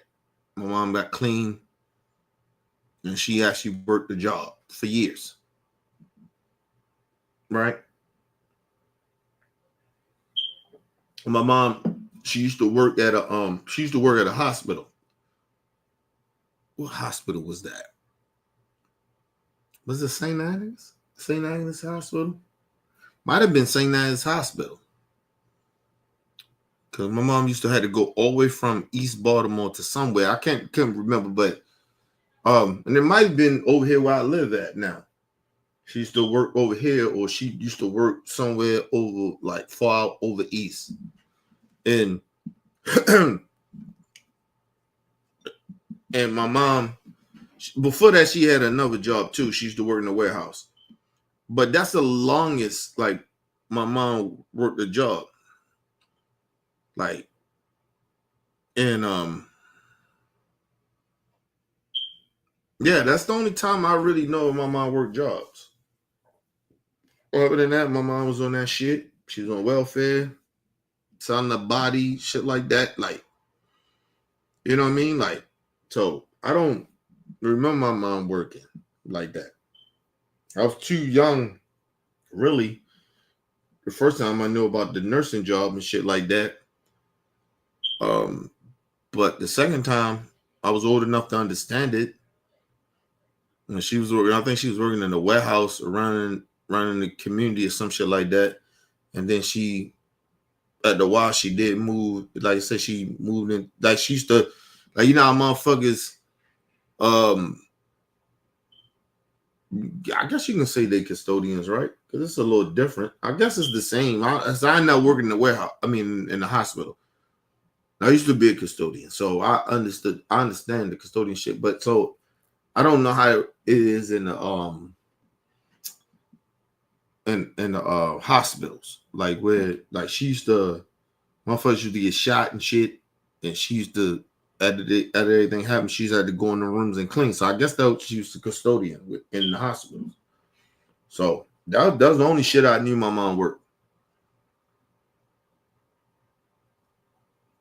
Let me put you on game too, right? Like my mom, I had more jobs than my mom ever had.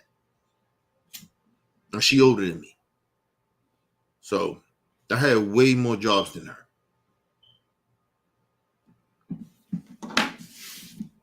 I always tell people my first job was I worked at UPS in the warehouse. That was my first job. But from 18 to now, I probably worked way. First of all, I ain't say I know.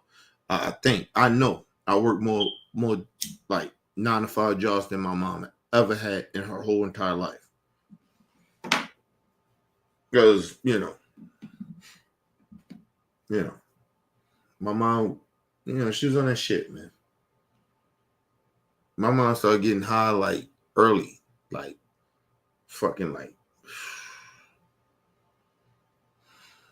I said my mom started getting high probably about shit.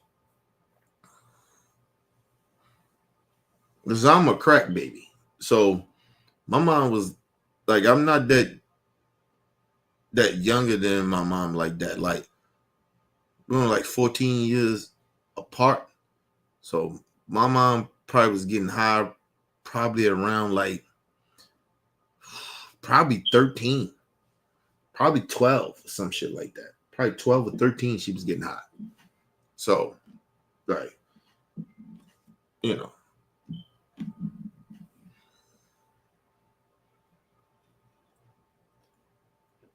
listen, I'm gonna tell you some real shit too. I always tell people, like, I'm never mad at my mom, right? Like, I'm never angry at her, right?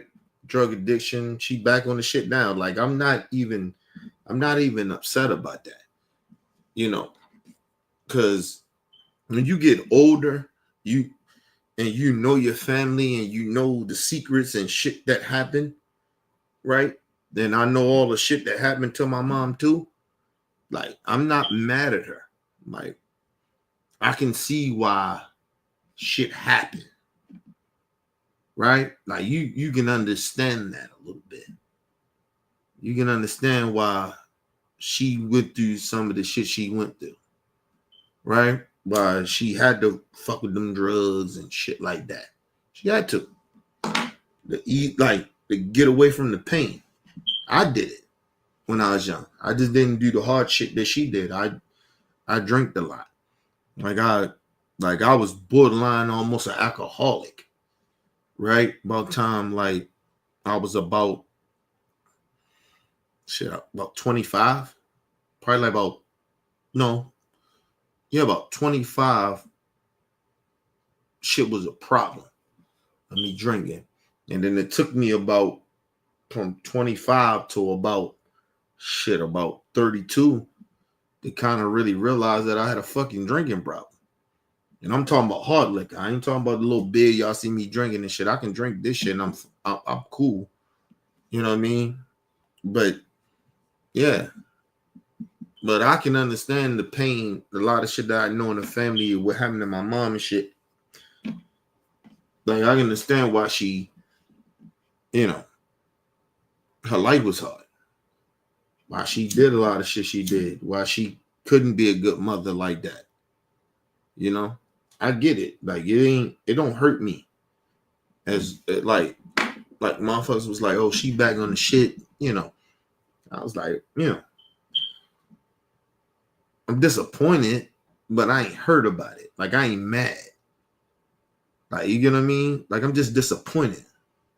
But I ain't mad at my mom. I'm like, I'm not hurt by it. Like, it's just, I get it. Like, the shit that I know that she been through in her life, like, I can't be mad at her, bro. My only thing is, I can't help her. You know, it's nothing I can do. You know, if I, like, I'm in a position to help her in a way, but I'm not going to waste my resources on somebody that's doing that.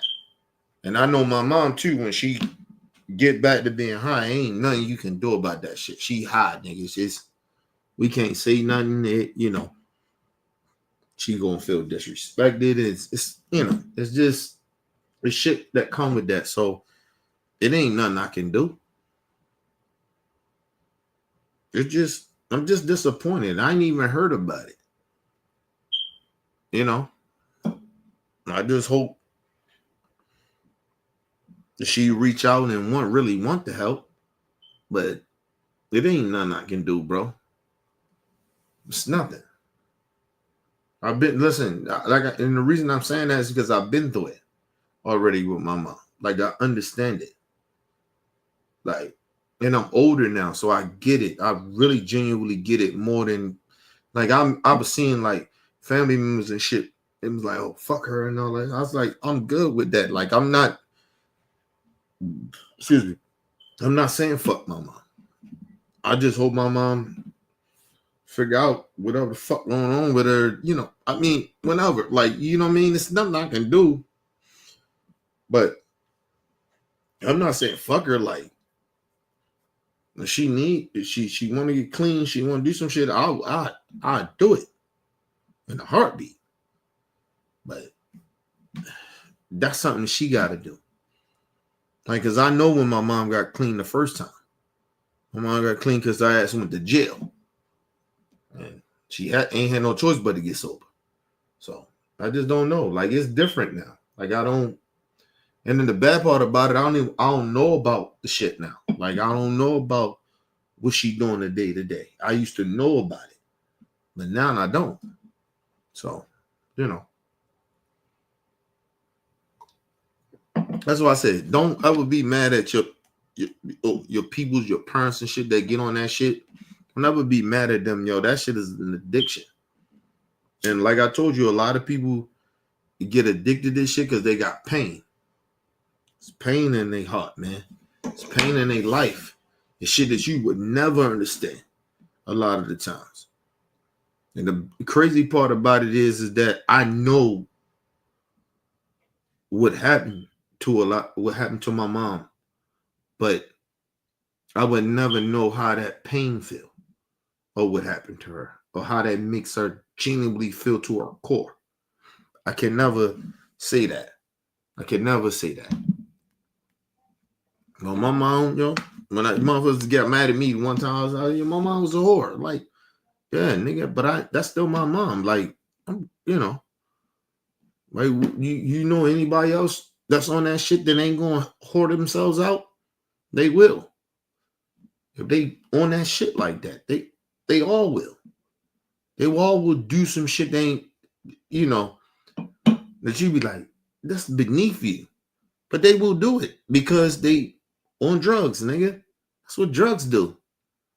Listen, I've been around drugs all my life. I sold drugs. So I know how that shit will make you do some shit you ain't got no business doing. Even just selling it.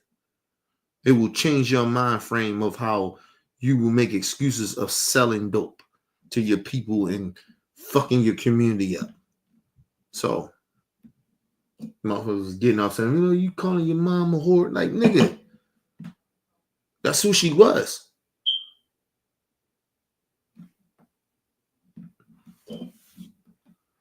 And it's not even just that.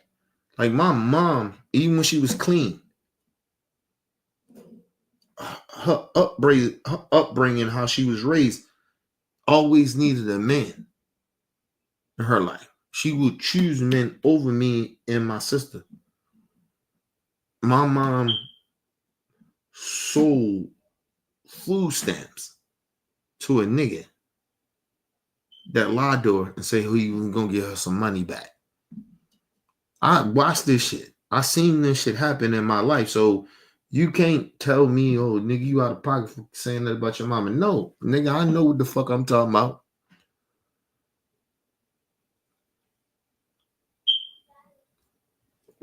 That's why I would never, like, sit down and ever bullshit my mom.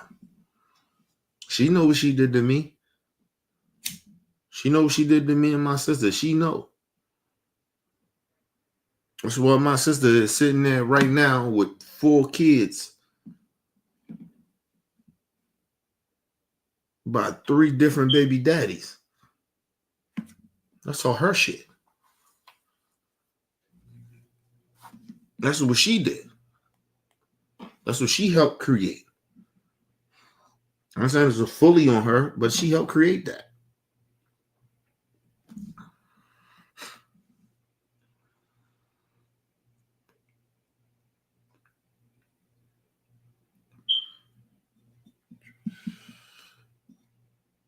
I'll tell people my thing always is that's fucked up about me is that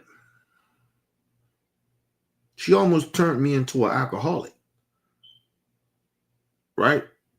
But the other real part about that, she made me didn't want to have kids. I ain't gonna say she almost didn't. She didn't make me want to have kids because of how she treated me and how she wasn't there. I didn't want to have kids. Ever. That's what my mom did. That's the effect that she had on me. I didn't want no kids because I didn't think that I could treat my kid good because of how I got treated. And then I had like family members and shit that wasn't shit. Even though a lot of my families helped raise me, a lot of them still wasn't shit. A lot of them still mistreated me. Cause I was the nigga that had the crackhead mind. And so they used to treat me different. I was the motherfucker that ain't had shit. So I had cousins and aunts and godparents and shit. They used to treat me different. They think that I don't remember that shit, but I do. And that's why I don't fuck with them like that. I come around here and there, but I don't fuck with them like that. I remember what you motherfuckers did to me, how y'all treated me. I remember how y'all used to talk about me and my sister. So, you know.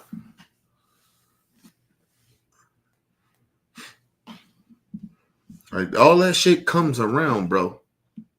Like, you know what I mean? And then these motherfuckers, they sit there, and the crazy part about it was like, my aunt passed away. Motherfuckers was calling me and was like, oh, I guess her shit was fucked up. Like, far as her, like, insurance or whatever, that she was supposed to cover it, but she ain't pay, she ain't no money. Like, you know, at the time or whatever, they didn't get paid. Motherfuckers calling me. Oh, now you calling me. What can I do? Like, I remember how y'all talked about me.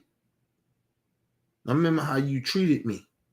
I remember how motherfuckers would go on. I see these motherfuckers on Facebook. They all got together and went on vacations together. Ain't never called me or my sister or me and my family.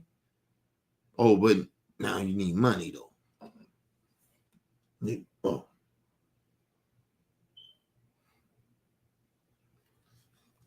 Listen.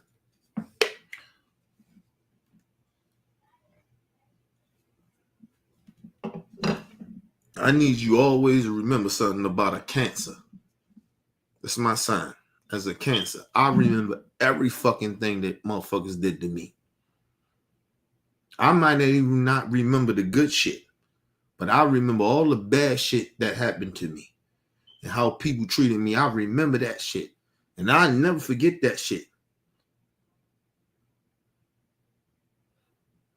I had motherfuckers trying to, cousins and shit that I do actually fuck with, and motherfuckers trying to make excuses. Nah, bro.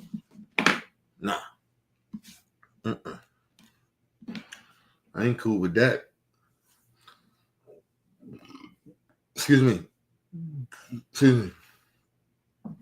Understand something, people. I'm old now.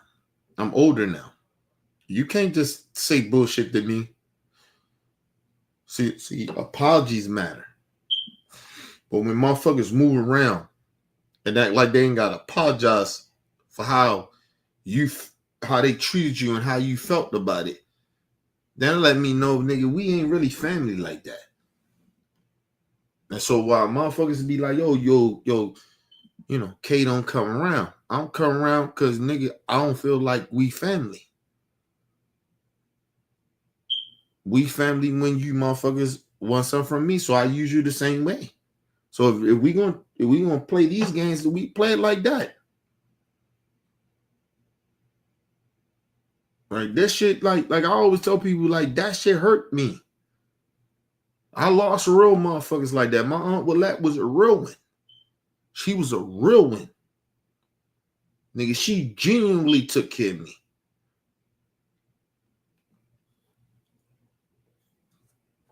Yeah, she got in my ass, but nigga, she always supported me, no matter what, good or bad.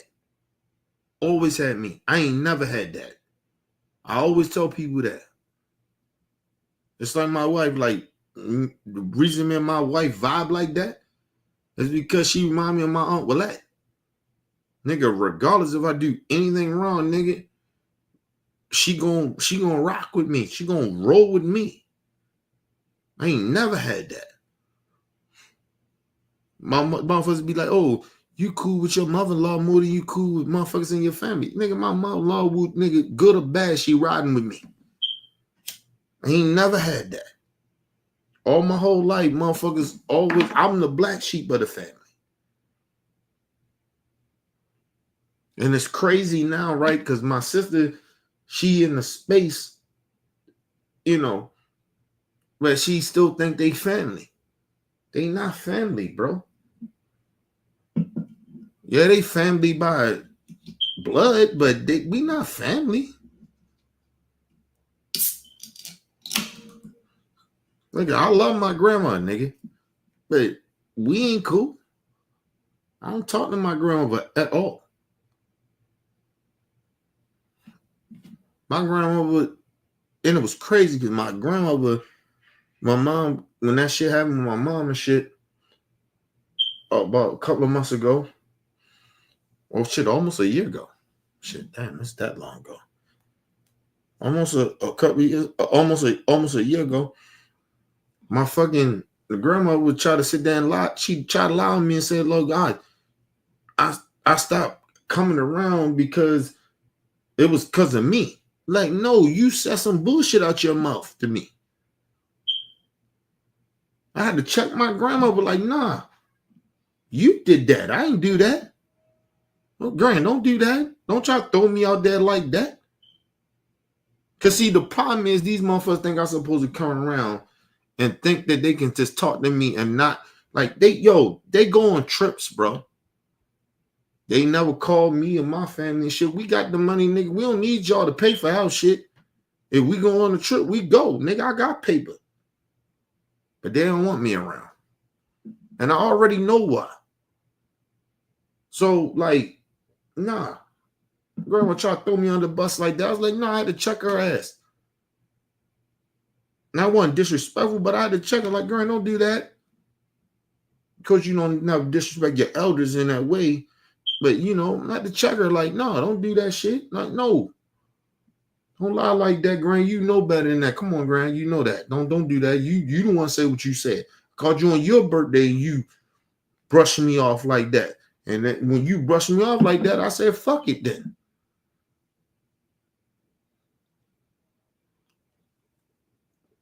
And then I told her straight up in front of everybody, I said, and then all of a sudden now my mom get a certain type of way. Now all you motherfuckers know my number. Now you know me. Ain't nobody talked to me for months. Almost years. And then all of a sudden now my mom getting some shit now, or she on some shit, she come there, and all of a sudden now y'all know my number. My number's in y'all phones.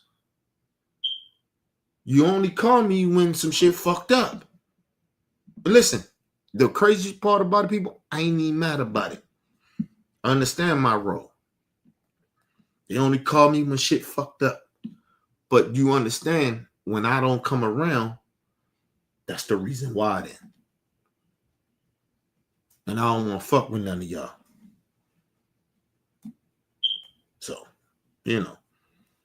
After my aunt passed away, my aunt Sheila passed away and shit last year in October. You know, it's somber around that bitch. You know, but yeah, it is what it is. That shit hurt. You know, I always tell people that shit hurt. I cried. I cried for days. Mom Sheila died. One thing about Mom Sheila, she was real. But she was a part of the phony shit too. But she was always real with me though. You know why they don't want you around, B. You know that they don't want you around, K. You know why. You know we don't want you around. But they think I'm still crazy. The problem is, nigga, I will smack shit out somebody play with me. Like, and they know that. So, you know, it is what it is. And like I said, I don't bite my tongue either. Right? Like, ain't my cousins, you know, aunts, or anybody get out of pocket and get out of line, nigga, I check you. I check their ass. And they know that about me. And that's why they don't want me around. They want niggas just to go along with shit. I ain't with that.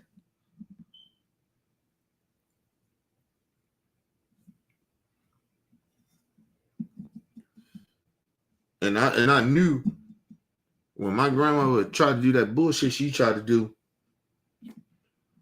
try to play like I cut her off and ain't talk to her, nothing like that. No, you know you did that, and I chucked her ass.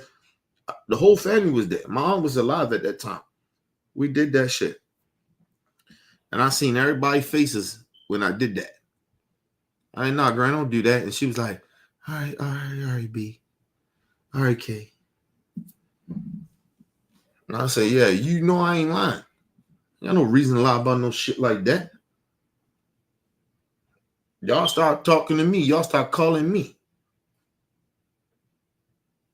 I called you on your birthday. You just threw me off like I wasn't nobody. But so, you know, it is what it is. And you know, the crazy shit about it, I wasn't like being crazy and nothing. I was just like, yo, I'm just giving her love, showing her love and respect of like, yo, I wouldn't be alive. And I still feel that way. I wouldn't be alive if it wasn't for my grandmother.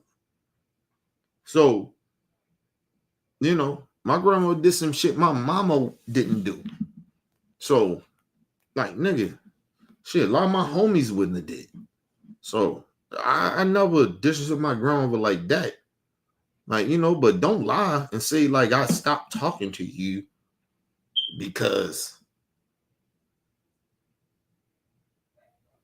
I just did that. No. Everybody know me better than that. If I stop fucking with you, it's for a reason. I don't just stop fucking with people for no apparent reason. I keep reaching out to people. I'll be trying to figure out what the fuck did I do to you. If I did something to you, I try to figure it out. I did that shit with Shay and True. And a couple of motherfuckers. Like, what the fuck I do to y'all like that? Like, it's like that. Like, you know what I mean? I'm like that motherfucker. But for my grandma to like do that shit, I was like, nah, fuck that. And did it in my face. And then did it in front of, listen, my grandma didn't just do that shit in my face. She did that shit in front of my wife and the whole family. Nah, fuck that. Love you, respect you, but you're not gonna do that. I'll let nobody get away with trying to make me seem like, especially yo, you gotta understand something. I've been working hard in my life, bro, to be better. Like, you get what I mean? Like, I've really genuinely been trying to be a better person. And for motherfuckers to, like my own family, to sit there and be acting like, oh, I did them wrong. Like, nigga, like when I was like that, I can understand that shit. I can understand it. When I was out there like that and I was like that, I get that. You listen, nigga, you won't hear me say, oh, they ain't lying. You get what I mean? I would say, they ain't lying. They ain't not lying. But now, nigga, I've been out of the game for over 20-something years, and these motherfuckers still fear me. They still think I'm this motherfucker. Like, yo, just because I tell you motherfuckers, nobody play with me. I don't play like that. You don't talk to me and talk about, like, I don't give a fuck how old I get, bro. I will pop your ass. I could be fucking 70 years old. You play me like that, I'll pop you. I will put bullet holes in your ass. I don't play with disrespect. Listen, I grew up different.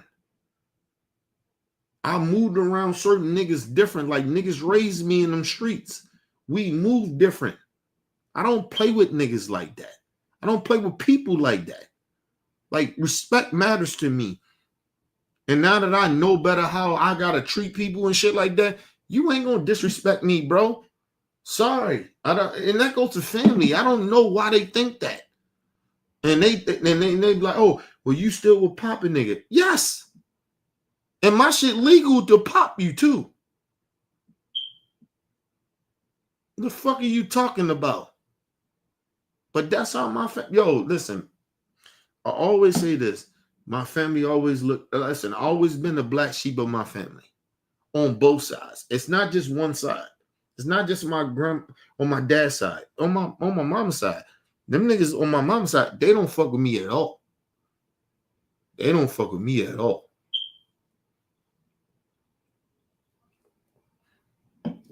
Because they know better. Because I'm going to tell you something about that side of the family. On my mom's side of the family, always treated me. I felt how I felt with The one thing about my dad's side of the family, they showed me a lot more love than my mom's side of the family. Right? Yo, I was poor. I told you, I ain't had shit. My mom's on that shit. Yo, we ain't had nothing. My mom's a fucking crackhead, bro. We ain't have nothing. I come from gutter. When I tell motherfuckers I come from that shit, I come from gutter. I come from it. Yo, it was family members, yo, still to this day.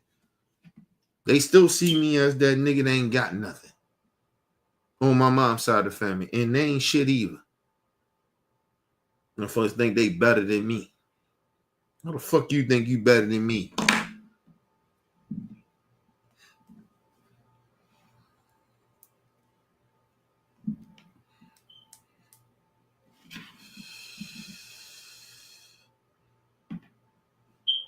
Listen, I always tell motherfuckers on both sides of my family. I always was one of the most thoroughest niggas on both sides of my family.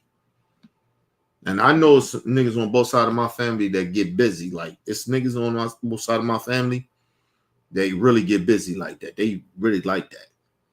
But niggas know they fuck with me. Nigga, that nigga Kenny gonna, he gonna go crazy.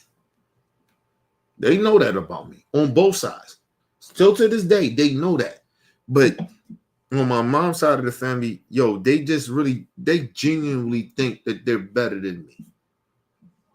And that's why I don't fuck with them like that. On my mom's side, I don't. So they, Hey, I got cousins and shit that, my younger cousins and shit, like them niggas got adopted by a white family. The niggas can't fuck with me. They can't talk to me. They think I'm nigga. The rumors is about me. Listen, that was my Aunt Willette too. The rumors about me, nigga, they know how I am. Like, yo, call your cousin Kenny. Call your cousin B. Like, you know how he is. That nigga ride. Like, my Aunt Willette told everybody. Let's see. That's why I tell y'all, like, the motherfucker that really raised me was my Aunt Willette. And she was hood. But she was like, when I got with my Aunt Willette really like that, she was working 9 to 5s, but she was hood. She lived in the hood, nigga. She was, you get what I mean? Like, she's just one of them hood people that understood the hood. She understood the surroundings. And that's what I learned from her. Like, I understood the surroundings. That's why I can go in the room, I can read a room because of her. I can read a room because of her. She can read a fucking room. Because she was hood, but she understood that hood shit it's not going to lead to nothing good. But the one thing about her hoodness about her, she wouldn't like shun motherfuckers, right? She didn't shun me. And I wish my Aunt Willette was alive right now, and I'll let y'all hear how she talked. God rest her soul. Oh, I miss her. I miss her so bad. I'm telling you, I miss her so bad. And I wish I would have reached out more too. Right? I was so mad at the family that I kind of took that shit out on her. So I feel bad about that shit. Because my Aunt Willette, like, I always tell people who raised me, she raised me. Her and my Aunt Bun, they raised me. These was women, they raised me. I was tough in them streets and shit like that. And who I am as a person, it's because of them two. I'm because of them two, because of my two aunts. I'm the way I am because of them. Ain't because of no mans and shit like that, no men and shit like that. In my family, a lot of them niggas was drug addicts, or they was, I ain't gonna say that, but some of my cousins and men in my family, a lot of them niggas was drug dealers. right? But when I got in the streets, when I was in them streets like that, my aunt Willette was there. Nigga, I got locked up. My aunt Willette came got me. And I ain't gonna say my grandma did. My grandma did too. That's why I always got respect for my grandmother too. Because if it wasn't for her, nigga, I'd probably be locked up. Even my aunt that passed away, my aunt Sheila. Like, you know, they was hard on me, you know, but the one thing about them, you know, my aunt Shirley and my aunt Sheila and shit, and my uncle Dustin and all of them, they used to let me come to the parties. Like, they was trying to keep me out the streets. Like, I used to go, like I told you, I used to hang around old motherfuckers. I used to hang around them. They threw parties and shit. They was trying to keep me out the streets. They already knew, like, nigga, come party with us. Don't be partying with them young niggas. Come over here and come party with us. And they used to let me come. I'm fucking 15, 16 years old. 17, 18 years old. You know, I'm young, man. Youngest motherfucker there. But when I met my wife, like, we got together and shit, we was like 19. And we went over there to my aunt shit. We was on West Baltimore. You know what I mean? White Lot. That's where they used to live. And I took my wife over there and shit. Some fuck shit happened, but took my wife over there. We go over there. I said, baby, look, we gonna go over there. We going to my aunt shit. You know what I mean? My aunt, uncle shit. Go with that motherfucker. You know what I mean? You do whatever the fuck you want to do. Because whatever happens there stays there. You know what I mean? Ain't no, you know, they was just, like I said, like, it was different, yo. My aunts and my uncles, they was different, bro. They grew up in the hood. Like, they was hood motherfuckers. But they wasn't, like, typical hood motherfuckers. They had years behind them. They put the work in already. So they was just different hood motherfuckers. And they was older. So, like, you hanging around with old motherfuckers that already put in work. They sitting there, nigga, you watching them. It's like, all right. Like, when I started to transition to be better, right? I started doing, like, Sunday dinners and house parties and shit for friends of mine and shit. Right? Like, yo, y'all come over here, nigga. We chill. We do whatever here. That's nigga true too. He used to come over this motherfucker. Like, yo, we do whatever the fuck we do, nigga. We good over here. Get drunk, get fucked up. You ain't gotta leave. Leave whenever you want to leave. That's what I was raised on. Like, my aunts and uncles and shit, they was like, go over that bitch, you get fucked up, nigga. You ain't gotta go nowhere. Friends or family. Because, like, listen, ain't no friends coming there if they ain't stamped. Right? Like, if I bring some motherfucking body, my aunts and them, like, is they good? My aunts and uncles like, they good? They, you know, don't be just bringing motherfuckers up over here. Like, my aunts and uncles was like that. So it was like that for me. Like, bring motherfuckers over. You know what I mean? But you better stamp them. Like, I grew up on that. Like, I was raised around motherfucking gangsters. I'm just trying to tell y'all. My families was gangsters, man. Like, they was old school gangsters too. Like, you talking about motherfuckers that, like I got an aunt. I ain't gonna say her name, but my aunt, when I was young, she gave me beer. That's why I probably like beer. My aunt, she's my youngest aunt too on my dad's side. She's the youngest sibling, put it that way. She's the youngest sibling on my dad's side. And she gave me beer when I was young. Crazy shit about it, she did the same shit to my daughter. Gave her beer. Let her sip it, like, out of the little straw and shit. I said, told my aunt, so what the fuck is she doing? My aunt said to me, real shit, aunt, love her to death. Aunt says she gotta get initiated to the family. Because every last one of our fucking family members has had that happen to them. My aunt Tammy, I ain't even put her name out there, but my aunt, the young aunt, she initiated every child.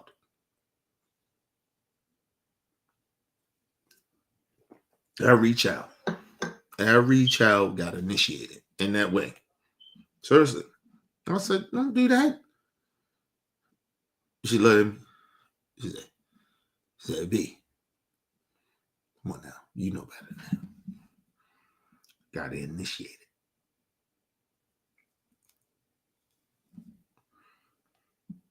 I think my daughter was about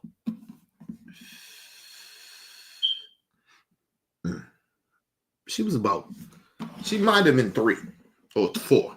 She's about 3 or 4, something like that. But it happened to me too. I was about 3 or 4. So it was about around the same fucking time. Age-wise. Give me a second, y'all.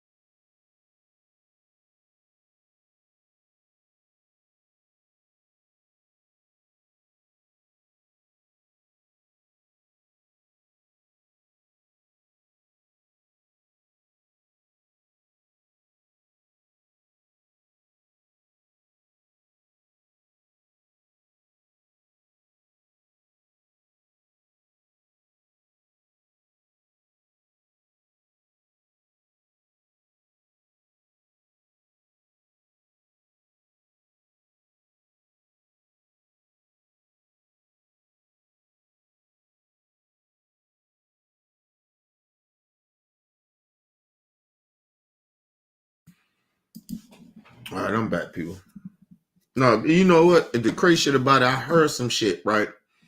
People was like, oh, like, you know, people send me shit. They send me shit through email or they text me or some shit, right? And people was like, yo, Kenny, you be too honest about shit. I tell people I ain't got no choice, right? You don't listen, the stories I got and the life that I live, you don't hide that shit, right? Like I always tell people, I've been around real gangsters. I've been around real motherfuckers. Like as much as I don't fuck with a lot of my family members and shit like that, a lot of them was gangsters, right? A lot of them, and even the motherfuckers that wasn't gangster, there was certain shit that you just couldn't do, even if you knew motherfuckers was gangsters like that. Shit you can't say, you can't approach and shit like that. And I'll be telling people that, like, I grew up in a different era. Like, my family was gangster. Like, I ain't saying everybody was the toughest, like everybody in my family was tough and gangster like that, but we hung around gangsters.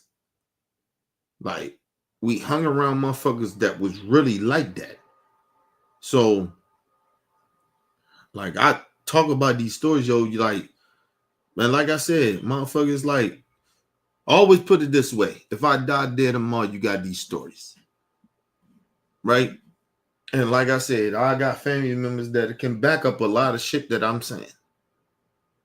You know what I mean? So I don't lie about none of the shit I'm talking about. I ain't gonna put everything out, but you know, I grew around gangsters, man. I grew around motherfuckers that was really like that. They was really in them streets like that. They hung around street motherfuckers. I got shit. Listen, I got cousins and shit that they a lot of their fathers was gangsters, right? And they ain't nowhere near on that gangster shit. They never was on it, right? But they grew up in the hood. They grew up amongst that shit. So they temperament is different, right? Like, they may do some different shit that I don't do, but nigga, you play with them like that, nigga, they will call the gangsters. They may even get gangster on you because they grew around that street shit. They grew up around gangster shit. You know what I mean? I be trying to tell motherfuckers that thug shit, like we grew up, like I grew up around that. Like I was born around it. Right? Like I always tell people, like I was born around gangster shit. Like I was born around thug shit. I was street shit. I was out the womb. I was around that shit. I watched motherfuckers that I looked up to in the streets from afar die. Not on just on some street shit. Motherfuckers just die on, like I seen people die. Like one of the dudes that I really fuck with like that died on a motorcycle. I mean, I'm not a motorcycle, a dirt bike. He went sky high. He went as, you know, like a light pole. He died. You know, he went as high as a fucking light pole and came down, and his whole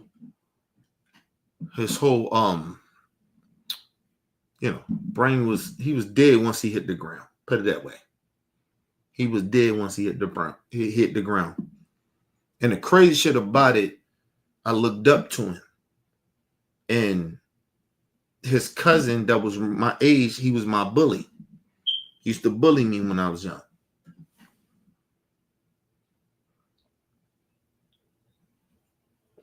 But he never bullied me. He was way older. So it was like I looked up to him. But his cousin was my bully. His younger cousin was my bully. That was around my age. And that's crazy though, that I look at that shit like that. I still respect him. I still miss him. Like I cried when he died. Like when I found out he died, like I looked up to him. I was watching him in the street. Like I wasn't even in the street. I was like fucking like 7, maybe like 6, 7 years old, watching him in the street doing his thing. The respect that he was getting and shit like that. And how he carried himself. He wasn't like this real gangster nigga like that. He was just he was a pretty boy nigga. But if you play with him like that, nigga, you know, he was like that. He was respected. So, like, I ain't even gonna lie to y'all. I took my persona of who he was, how I am now. Right? Like, I moved like how he moved. Even when I was in the streets, I moved like how he moved. I was a pretty boy nigga. I just wanted to fuck chicks and shit like that, make money and shit like that, because that's what he was on. And he was like a real light-skinned nigga, pretty-eyed nigga and shit like that. And I ain't got no pretty eyes. I ain't light-skinned it like that. Like, you know what I mean? So, but I took his mannerism of who he was, and that's how I move in life, too. Like, that's how I kind of move. But especially when I was in the streets, I moved like that.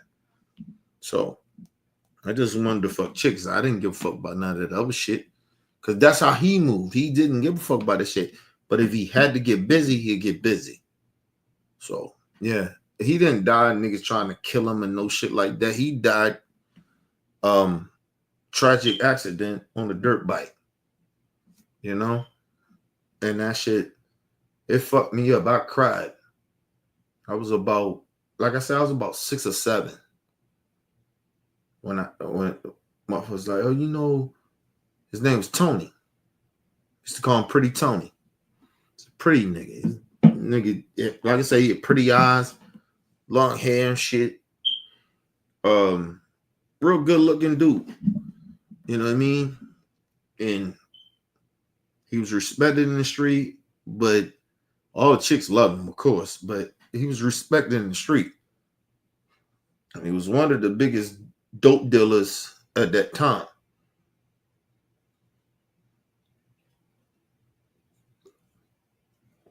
I think this was like fucking like 99. I mean, not 99. Early 90s. It was like 90,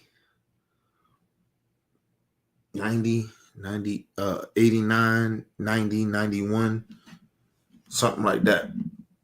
It was around that time, around that 3-year span of that, when that happened.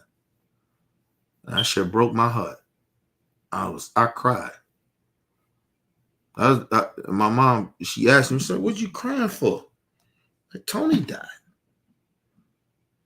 You really liked him, huh? I said, yeah. I remember my mom asking me that. You really liked him, huh? I was like, yeah. And it was crazy because my mom knew that his cousin that was around my age was bullying me. That was the crazy part about it. Oh, don't get it twisted though. Nigga, he bullied me. He did what he did. I wound up beating the shit out of his ass though. Because it's about confidence too.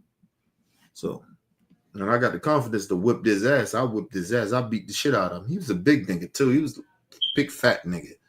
I beat the dog shit. I used to beat a lot of big niggas up. Like I told you, I had a while when I wouldn't skip the fight. Because like I told, people be acting like, oh, well, you know, niggas just be pussy. Right? I don't give a fuck who you are. If you're not raised to fight, right? You're not raised to fight. You don't have that aggression like that, right? Like I didn't have that. I didn't have the aggression like that. Even though I grew up around the environment, and back in those days in the 80s and shit like that, and especially in the early 90s, like I wasn't like, a lot of my family was like,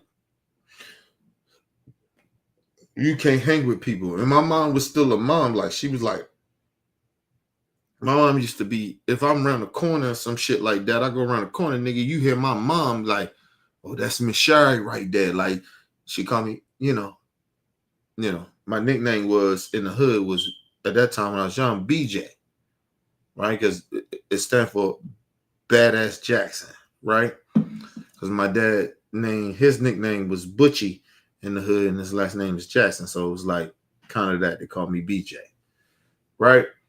So you hear my mom, she come out that motherfucker, BJ, where the hell you at? Bring your ass home. And when you hear that, when you hear a BJ, all my friends stop. Like whatever the fuck we was doing, because niggas was scared of my mom. Like, don't get that shit twisted. They was scared of my mom. My mom was like, listen, she did drugs and shit and all that. Niggas in the hood, they mamas was scared of my mama. Because my mama used to beat the shit out they mamas. Like, don't get that shit twisted. My mom used to, listen, like I told y'all, man, like my family ain't punks like that. Like, then when I tell y'all I used to get bullied and shit like that when I was young, that's just me. But my family, oh no, they different. They different in that way. They different in that way. Listen, niggas was scared of my mom. Listen, let me say this, right? And I'm going off a little bit. Listen, my mom, I was playing baseball. I think I told this story before, but I was playing baseball, right? And I think I'm at a game or I'm at practice. I'm at one of them. And motherfuckers come to me and they like, yo, your mom down there beating the shit out of such and such. I can't remember her name, but it was somebody else's mom that was in the hood. And they was like, yo, your mom down there beating the shit out of that nigga and she won't stop. It was like, yo, nigga. I'm not talking about no niggas my age. I'm talking about the niggas that's in the street, drug dealers. They come to me like, yo, go get your mom, man. Cause listen, I'm talking about niggas that sold that shit in the streets. Them niggas respected my mom like that, even though they sold to her. Nigga, they ain't play my mom like that. They ain't play with my mom like that. My mom was like that in them streets. She used to beat motherfuckers up. I'm telling y'all. And at the same time, you know, it's a man putting their hand on a woman and shit. It's a little different too, right? But them niggas like, yo, that's BJ mom, nigga. No, yo, EJ up the street, nigga. He up there playing baseball right up the street. Nigga, go get that nigga so he can go get his mom's. I had to go get my mom. My mom was beating the dog shit out of this woman. I forgot who exactly the nigga, because I knew the nigga, and I probably was cool with him, but my mom was beating the dog shit out of her. Out of his mom. She was beating the dog. It was over some drugs. Don't get it twisted. It was over drugs. But my mom beat the dog shit out of her. She was fucking her up. Like when I got there, she was bleeding. My mom was pounding her fucking head in the fucking cement when I got there. This woman was bloody as fuck. And my mom was on a dope spot. And I think that's part of why they came and got me too. It was respect for me, but it was more of, nigga, she fucking up the fucking spot. My mom beat the dog shit out of her. I had to go that motherfucker. I remember that day like it ain't nothing. Like that, I remember that day more than I remember anything. They came got me from fucking baseball. It was baseball practice. I'm sorry, it was baseball practice. I was at baseball practice. I can take you to the hood. I can take you to the exact block, the exact spot that what my mom did. I can take you exactly where I was on the baseball field. I remember that fucking day.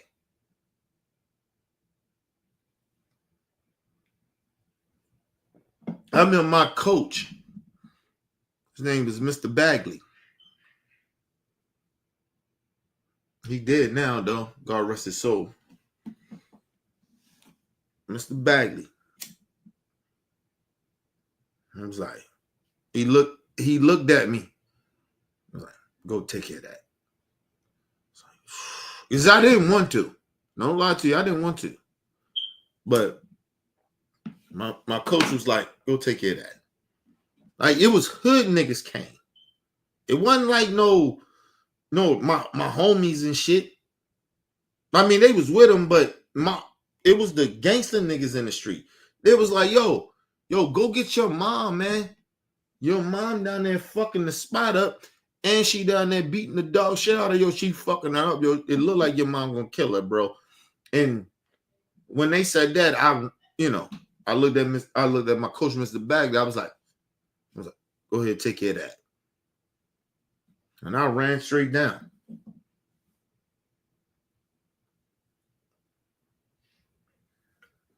I remember the street. The street is called Stricker Street. I can go to the exact spot, the exact fucking y'all. I know exactly what it was. I remember my mom did that shit. When I got down that bitch, my mom had her bloody. Like the ground was bloody as shit. I thought the lady was dead. My mom beat the dog shit out of her, bro. I forgot who mom was that. Somebody we knew in the hood. I just can't remember. That's the only thing I can't remember. But my mom beat the dog shit out of her, man. And I went down the bell. Hey, mom, stop, mom, stop. Mom, please stop. I was begging her. Please stop. My mom was like, she was like, it was almost like whatever happened, because I don't know exactly totally what happened. My mom was mad as shit. And I ain't never seen her that mad. That was the crazy shit about it. I ain't never seen her that mad. Ever. I seen her upset at me, whip my ass and shit like that, but I ain't never seen my mom mad like that. That was different. So whatever the fuck happened, I don't know. But I ain't never seen my mom like that. She beat the dog shit out that woman. She was pounding her head in the cement. Blood everywhere. And niggas in the hood was scared to touch her. So, like I'll tell you, I've been around. My mom was, listen, talk about that drug shit with her. My mom was a gangster, nigga. She beat women up. I'm telling you. I ain't never seen my mom get beat up by no woman. Ever.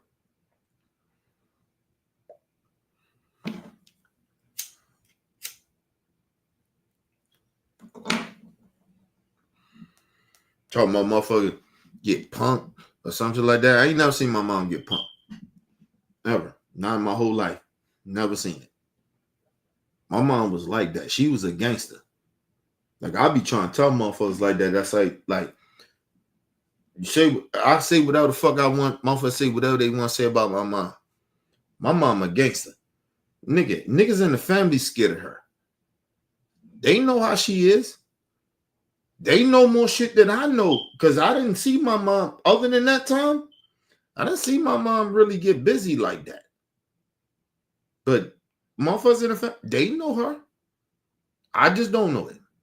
I know that one time, nigga, that shit scared the shit out of me. I was scared. I ain't even touched my mom. I just said, Mom, please. I was begging her. Mom, please stop. Stop. It's me. Mom, please stop. She was fucking that lady up and pounding her head in the ground. Blood everywhere, y'all. I'm talking about on the concrete everywhere, blow. I thought that lady was dead. My mom, like, listen, niggas don't listen. Let me just say something to y'all. Niggas don't play with my mom like that. They don't play with her like that. On both sides of the man, they all say, oh, she just crazy. Right? Same shit they say about me. Right? But it's different though with my mom, though. They know she like that. And they probably just use the drugs or something like that. Be like, oh, she just crazy off the drugs. But they know who Sherry was, who my mom was. My mom was like that. Nigga, ain't nobody play with her like that. Nobody played my mom like that. Nobody.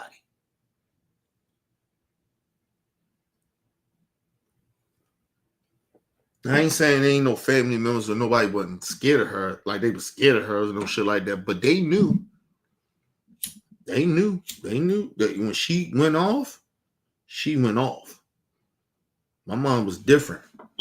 It's like me. Like, I don't think a lot of my family was scared of me and no shit like that. I just think that they just, like, they know shit can go left.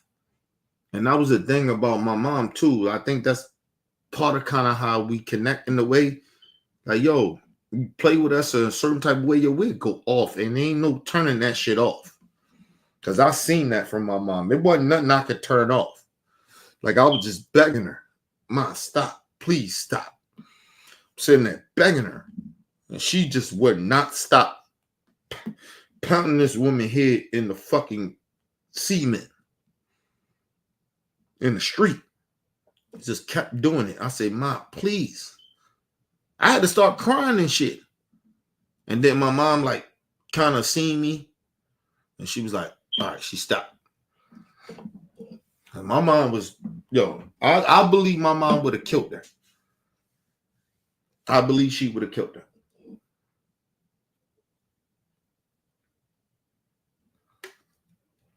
It was something my mom used to always tell me.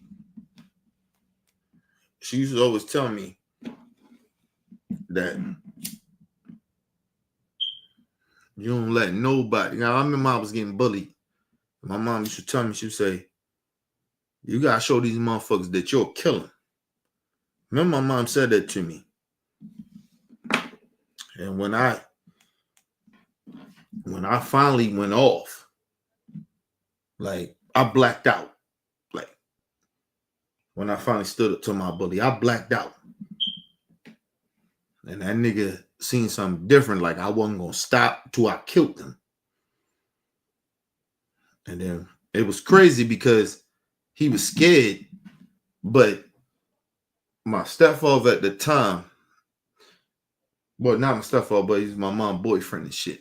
I always call him my stepfather. But he came out there, but he stopped it.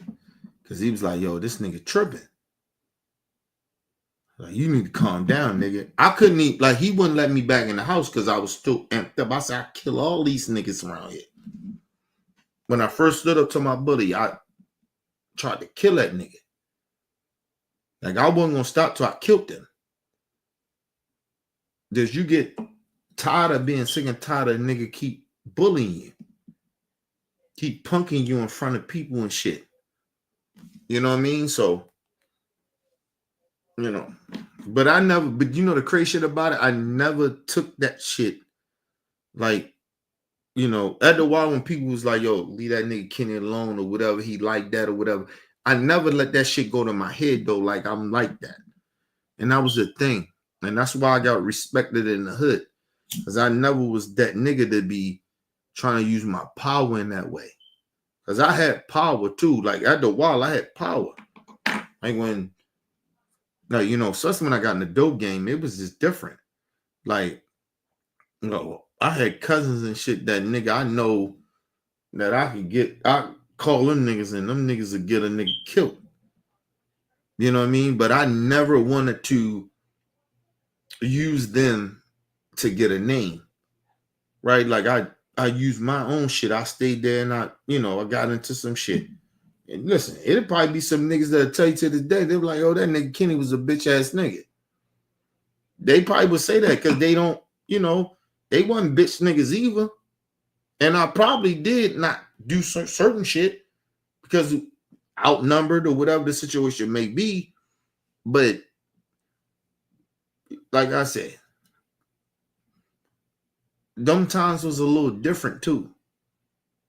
The streets is different. You gotta know how to move. And if you don't know how to move in the streets, you will die in that bitch. And like I said, I almost died twice. So ain't a nigga that come to me and say, oh, that nigga Kenny was a bitch in the street. Nigga, whatever. You say whatever. A lot of niggas that was my enemies or they was friends of mine or whatever, a lot of them niggas dead. Because they didn't know how to move.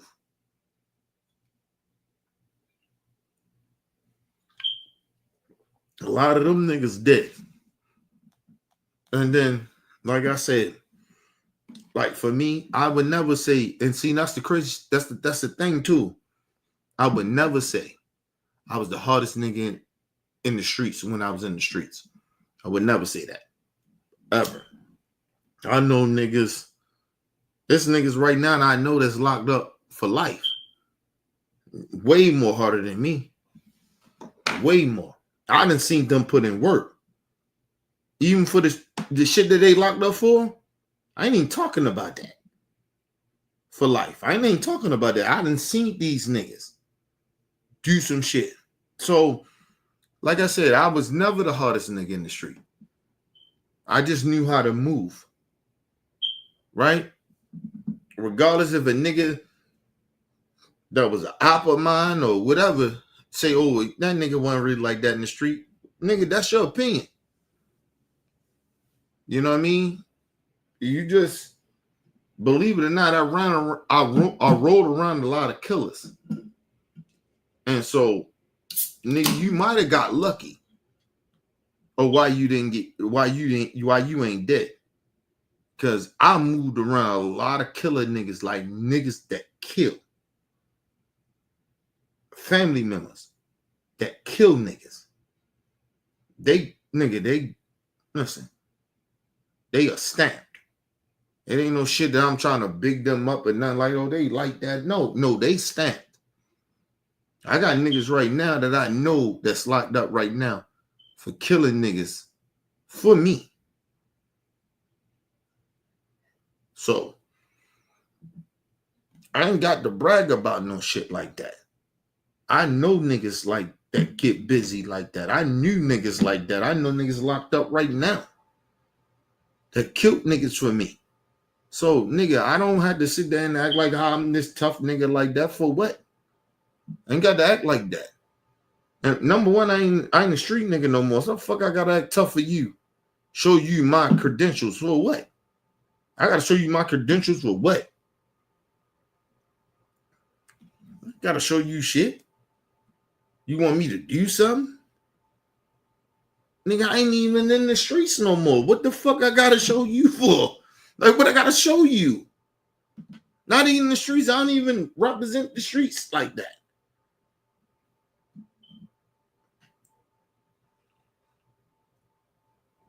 Listen, people, that's what I be trying to say to motherfuckers, right? Like, it was like that Shay shit, right? I felt like she was mad because, listen, let me just say something to you. Like, people like Shay, right? Real talk. Not trying to get too deep into it, but let me be real. You can't tell a nigga like me that I ain't real. Oh, excuse me. Oh, you didn't have this connect in your city like that. Number one, you ain't from my city. Number two, that understand something.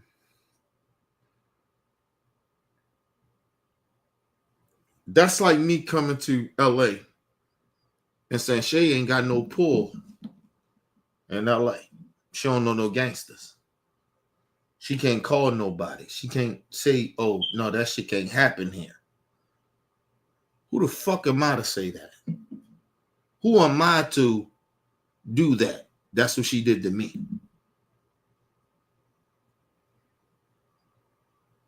And let me just say this too. I don't have to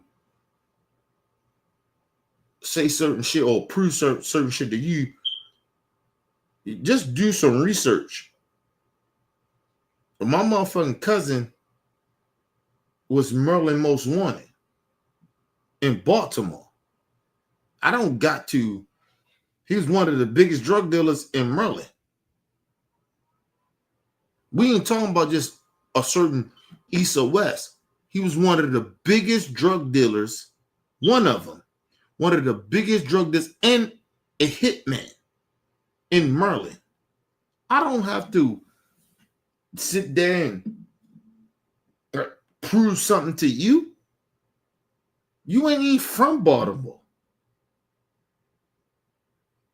And no disrespect to our family. Our family ain't from where I come from. Fuck are you talking about? So, like, it was weird. Like, she was upset about that. Like, oh, you ain't talking about, oh, he did some shit to save me and my family. Like, yes, you were.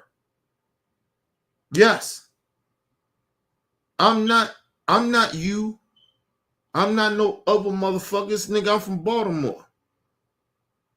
And we was out there putting all our lives out there just like I do now.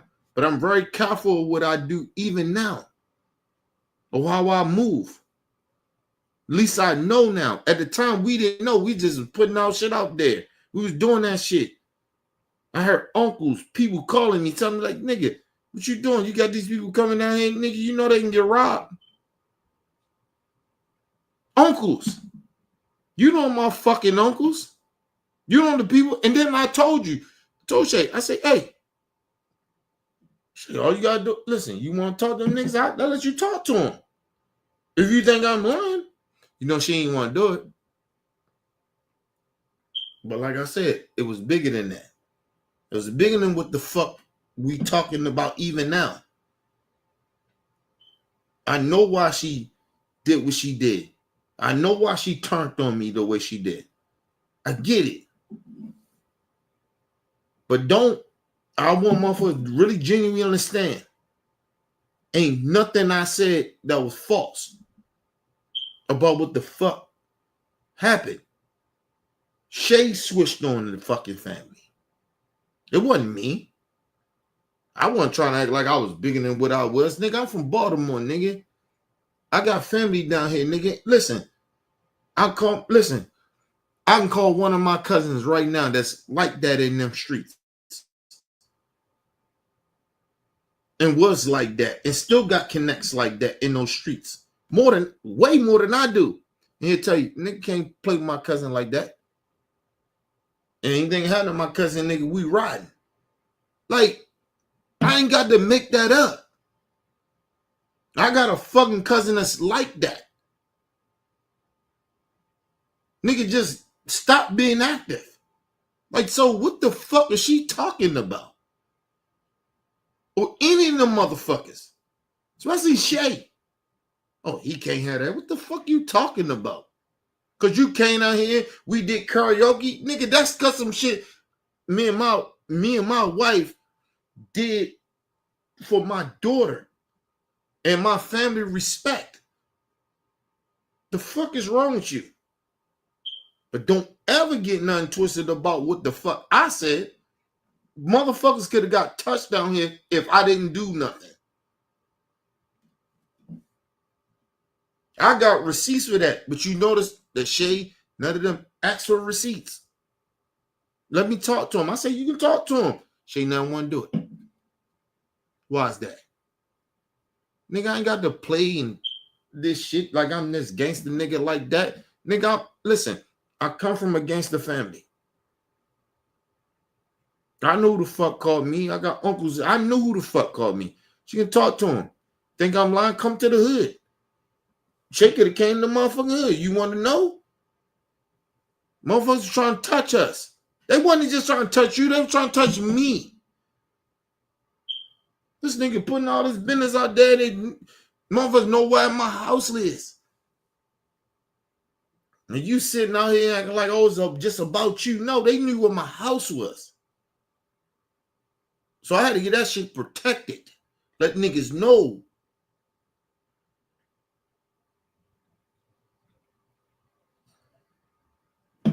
See, Shay goofy ass thought it was just about her and her family. No, nigga, it put a target on my family.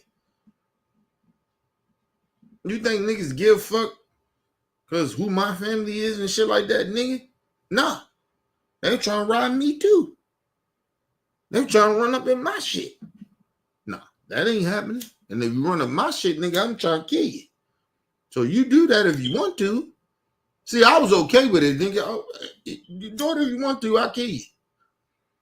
So I ain't nigga, motherfucker acting like I'm scared or I'm on that. I wasn't even on that. I was worried about Shay and her peoples.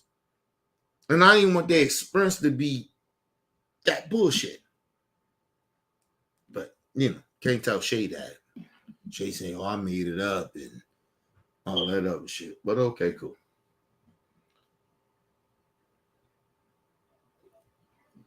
I got cousins that right now, and I can tell you, they'll tell you like, yeah, that happened. He called us, uncles, shit like that. Real talk. And listen, and these ain't niggas I hang around. I don't fuck with these niggas like that. Like, not saying I don't fuck with them like that, but I don't hang around my cousins and shit like that. So it was a conversation we had to have. I don't hang around them like that. Not like especially my cousin over west. Like, nigga, no, come on. No.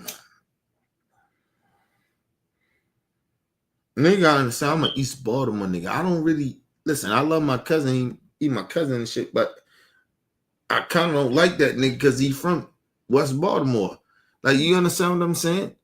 Like, these motherfuckers don't understand the politics down here. They keep acting like that shit is like, come on, man.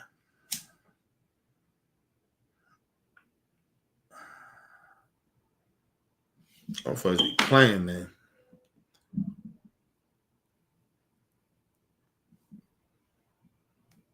They play with life like that. You get what I mean? They play with shit. It's like she played with shit. She played herself because, like I said, I always ask her, you want me to get the motherfuckers to tell you? They ain't gonna lie on me. You acting like these family members that actually fuck with me every day. They don't. I don't got family members that fuck with me like that. You know what I mean? But it's family, nigga, they ride. That's how we get down. In Baltimore, I don't know how y'all do in LA, but that's how we do down here in Baltimore. My peoples fuck with me when some shit go left. And vice versa. Some shit go with them, nigga, we ride. That's how we do. I don't know how you do in LA, but in Baltimore, that's how we get down. I call my peoples regardless. I don't fuck with them like that. Nigga, Nobody gonna touch me. Or nigga talking about touching me, nigga, my family getting involved. And vice versa. We get involved. That's how we do. I don't know how y'all niggas do in LA, but that's how we do in Baltimore. So I don't give a fuck what Shay talking about.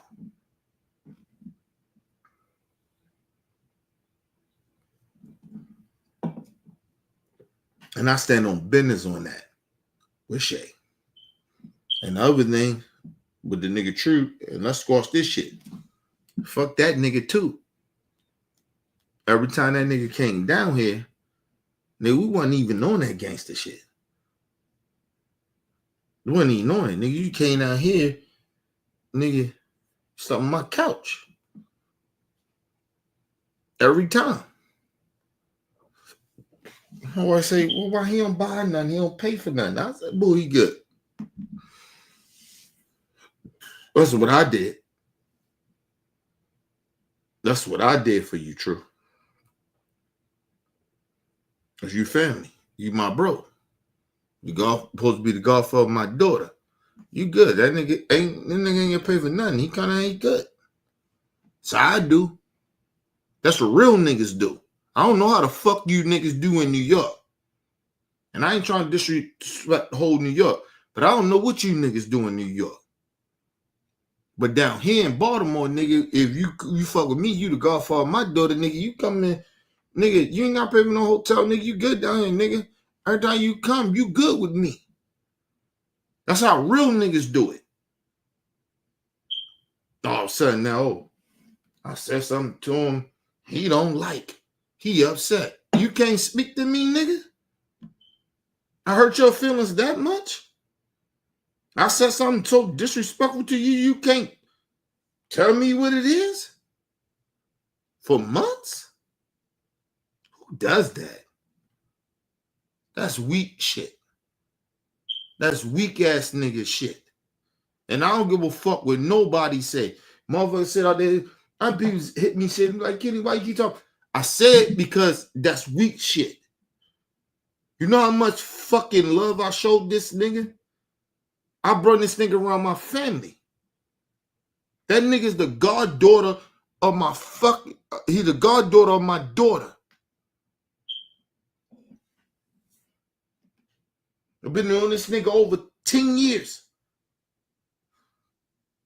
And nigga, you can't have a conversation with me because I said some shit to you that felt disrespectful to you or however it was. You can't talk to me. Your man, 100 grand?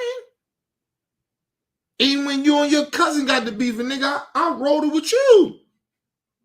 And the crazy shit about his cousin from the city.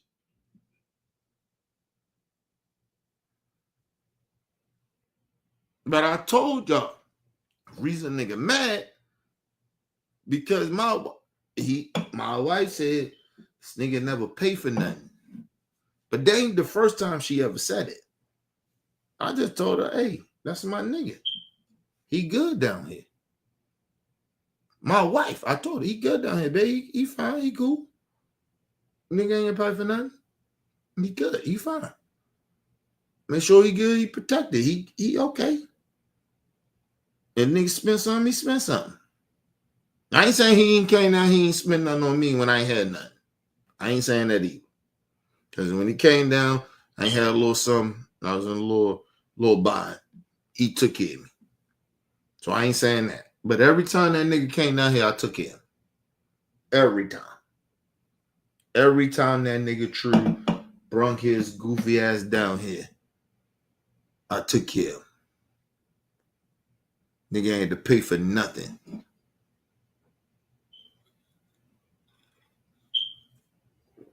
We go to the bar, got him. Got him. Put sticks, whatever. Not saying he ain't do some shit, he ain't put no money up, but I put way more money up. It ain't even about the money, it's just when that nigga came, I made sure he was good. I made sure he was good. It wasn't about the money for me. That's my nigga. I take care of you, you come down here. You ought to tell nigga, that's my guy. And when I made a nigga my the golf of my daughter, nigga, for me, he was already taken care of down here. Nigga, fuck with him, you fuck with me. That's how I looked at that. That's her second father without me. Like, if I'm dead and gone, nigga, he supposed to take care of her. Right? So, I'm trying to figure out why this nigga mad. You supposed to be the second father of my daughter if I'm dead and gone, nigga, and you sitting out here, you mad about some dumb shit. Oh, goofy shit. That's what I'm saying about these motherfuckers. They all upset about nonsense shit. Shit don't even supposed to matter. I ain't real to my core or who I am, and you niggas trying to act like I'm tripping. I heard people in the chat be like, "Can you still tripping?" No, I'm tripping off it. These motherfuckers supposed to be my people, man. If this was my family members, nigga, you think not treat my anybody that fuck with me, you know that. If you fuck with me, you ask Bruh Bell, you ask LT, you ask Talking, you ask any of them niggas. Them niggas ain't my friends. They my family. So for them niggas to do, them motherfuckers to do what they doing, Shay and that nigga, to act like on some bullshit, nigga, I take that shit personal. I take that shit personally. Personal like that. I take that personal. Especially that nigga True. He the godfather of my daughter, bro. And that nigga sitting out there and like, I don't mean nothing to him no more. Over what? Because he say that I said some shit to him that rubbed him the wrong way. Nigga, we can't talk that out. Who the fuck? Like, nigga, are you crazy? We got kids, nigga. You the godfather of my daughter. We can't talk that out. But like I said, I know what's really going on with your goofy ass. Niggas play with me like that. Listen, stop playing with me like, listen. Don't act like these niggas is like that. Give me 1 second.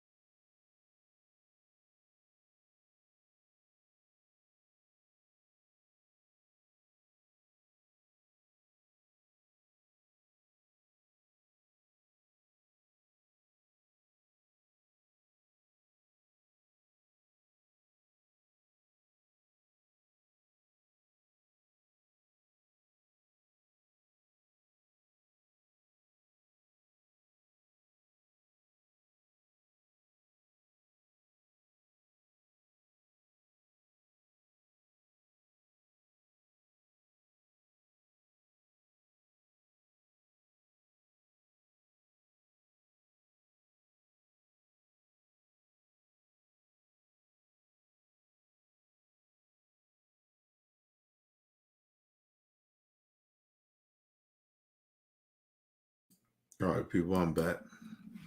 But nah, I want to make that shit very clearly. Like, yo, I'm not mad. I'm disappointed in these motherfuckers. Especially True.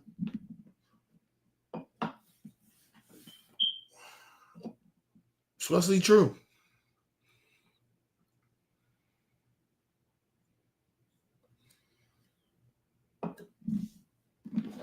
You can't, like, whatever he was mad about me or what I said, I'm more mad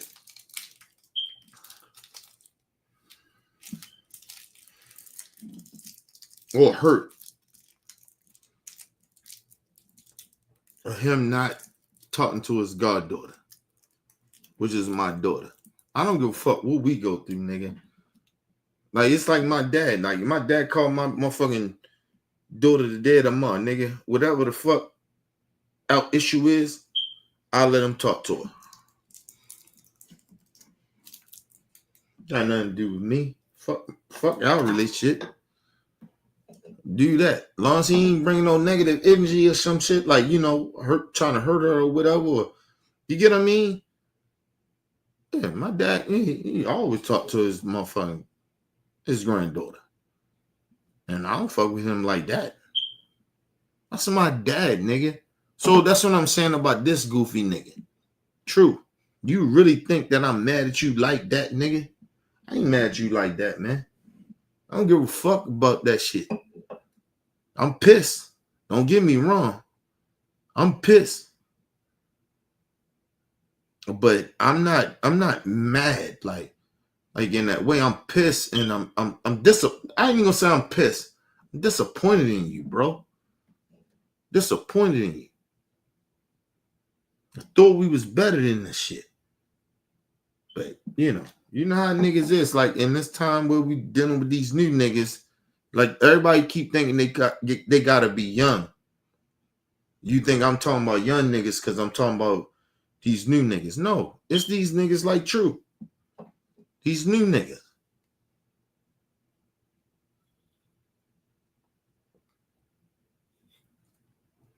Ain't no way, nigga, you, whatever you mad at me about, nigga, you don't call your fucking goddaughter. You don't talk to her, nothing. You that mad at me. I did so much hard shit to you that you don't talk to a child that you said that you wanted to be the goddaughter of. Or I asked you, and you agreed to it. Let me make that straight. I asked the nigga, you want to be the goddaughter of my daughter? Trust you, love you, bro. Yeah, hell yeah. God, forever. And I said, nigga, you know what comes with that, though. I said, nigga, die day tomorrow. I don't give a fuck what happened to me and you, nigga. That's your goddaughter. Take care of her. He said, yeah, get that. I had this conversation with that nigga. Every nigga, listen, she got 3 godfathers. She got 3. True is 1. My man Ant from DC, he had another one. And my man Ed from the city of Baltimore, he had another one.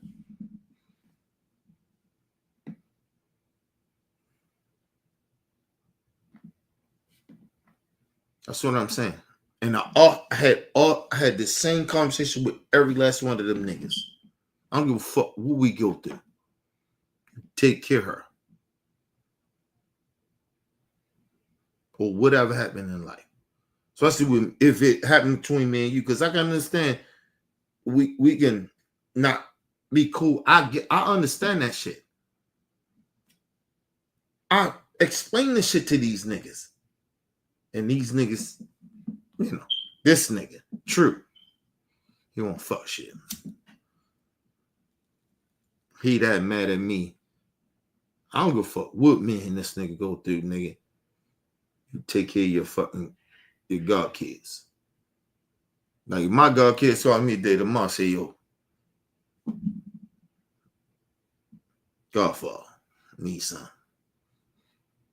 Nigga, they call me, nigga, they good. They good.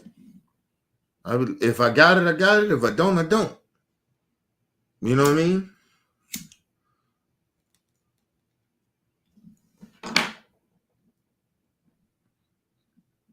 My god kids know if they call me and they really need it like that, I got them.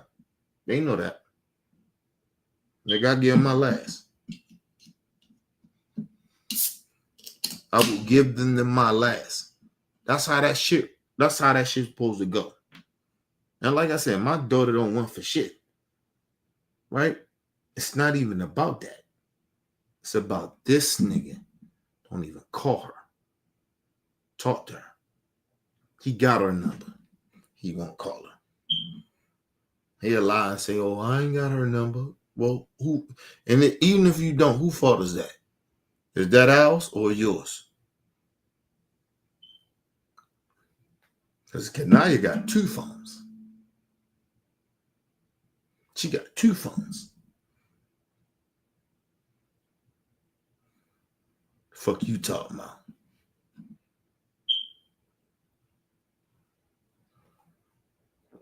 And don't try to blame me like, oh, Kenny ain't want me to have her number. That's bullshit. That'd be a lie. So, what's your excuse? True. You don't call your goddaughter because of your bitch assness.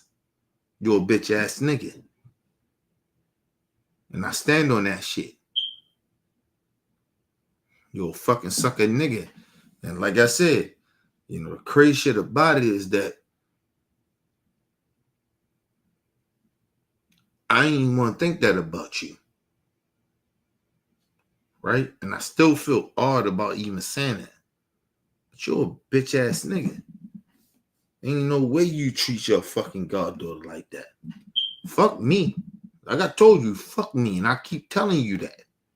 But you don't want to talk to your goddaughter though. Shit, you can call Mika. Mika ain't that mad at you. But I told y'all, the reason he the nigga real mad is because he understood. I told the nigga one day, I said, you know, Mika, you know, it's not that she don't fuck with you. It's like, nigga, every time you come down, you don't pay for nothing. But that's Mika. Right?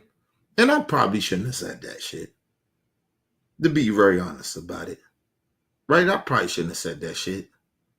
But at the same time, it wasn't like Mika did not like the nigga. And she don't like him. It's just like, yo, every time they come down, boo, you got him, he come down, he don't pay for nothing. I said, but babe, I got him. She said, well, she have a problem with that. I'm just being real about, you know, some shit that me and my wife talk about in a certain way. Like, right? And I kept that shit on the lean for a minute. Right? But now I'm just telling him some real shit. And all of a sudden, the nigga start acting funny. That's what he did. Because once I told him that Mika don't like him, all of a sudden, then this nigga, oh, I can't cut out of that. No, nigga, Mika ain't gonna do none of that shit. Nigga, listen. Listen, she my wife. I'm her husband, nigga. If I say you can come down, you coming down. With no disrespect to my wife, but nigga, you know what I mean? You come down. Nigga, how many times you came down and she ain't like that you came down? Because you ain't pay for shit. Or you ain't do shit. In her way. How she looked at it. Still came down, didn't you? But I can get though. You'd be like, oh, maybe she acting funny. No, she not. She know to be respectful.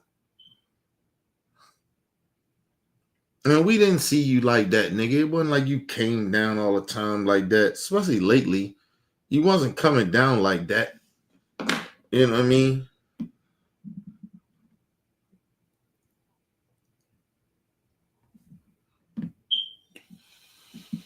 Like I said, I know you try to blame my wife for it. Or what I told you about how Mika felt. But no, it was bigger than that.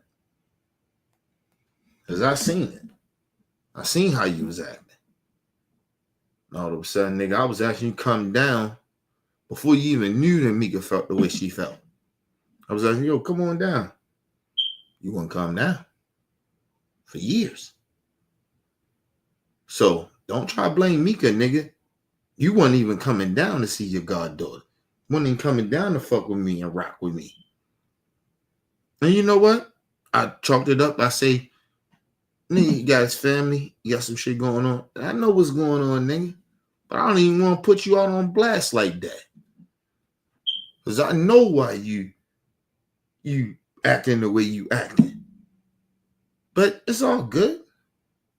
But don't ever try to disrespect what I have built and what I have showed you and brung to you.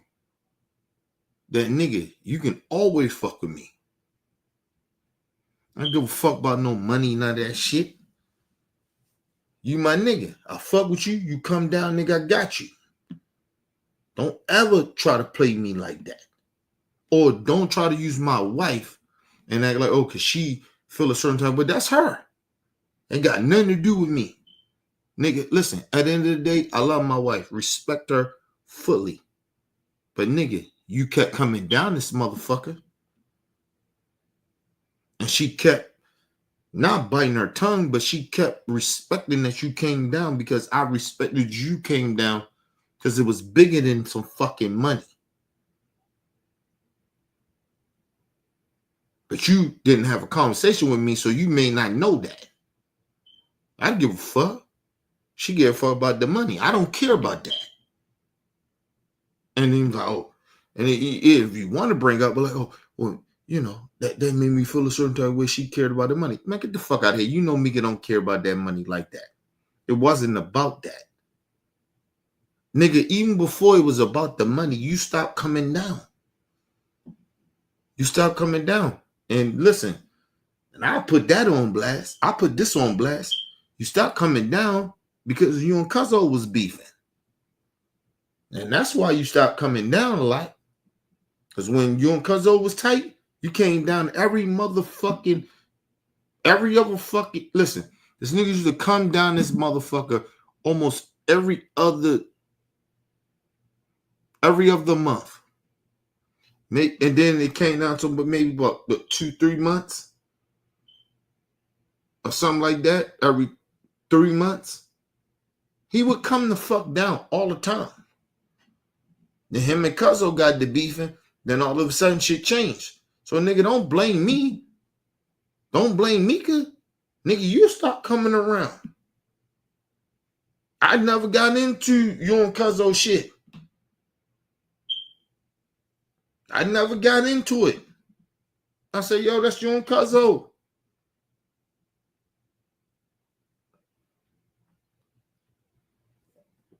Never got into it. The nigga stopped coming around because him and Cuzzo got the beefing. And Cuzzo from the city. And I just like, yo, that's between y'all. I ain't got nothing to do with that.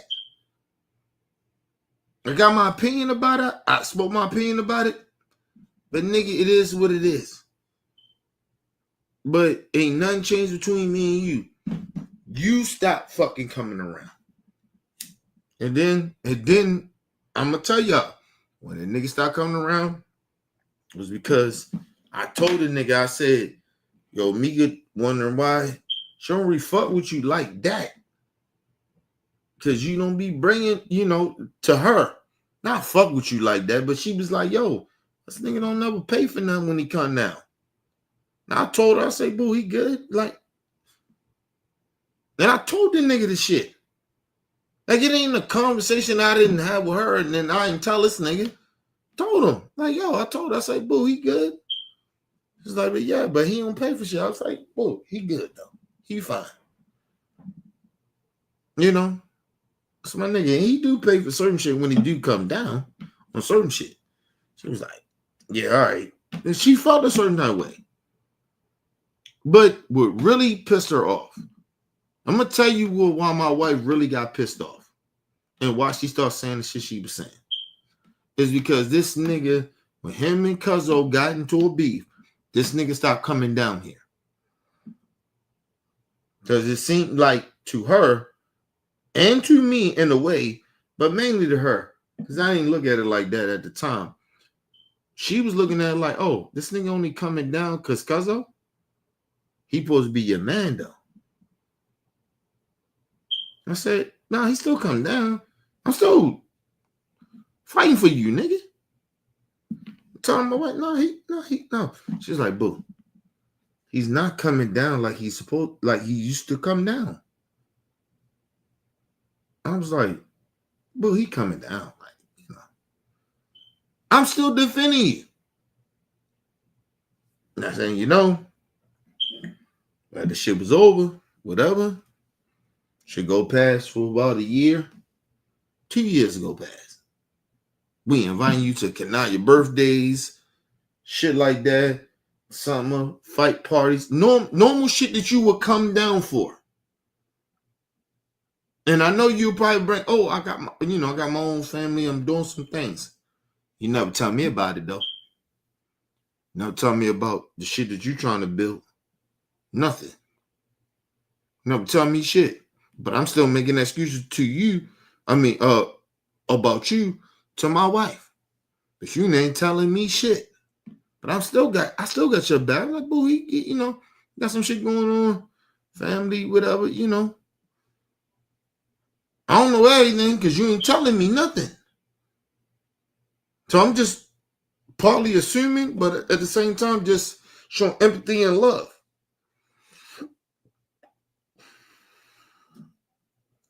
And my wife sitting there, she was like, boo, this nigga he don't fuck with you like that. Like, I'm saying, well, he good. He fine. He cool.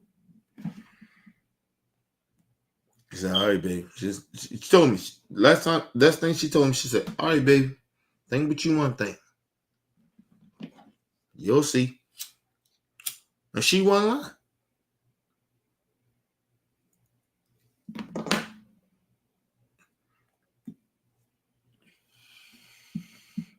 I think it was the last shit she heard was when I told her about the Cuzzo shit. And she was like,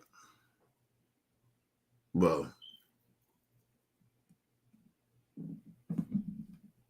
True gonna start coming down here too. Cause he not fucking with Cuzzo. Cause she already felt a certain type way. And I was like, nah, babe, ain't like that. I was like, he gonna keep coming down. And you was. To a certain extent, right? But then years go past.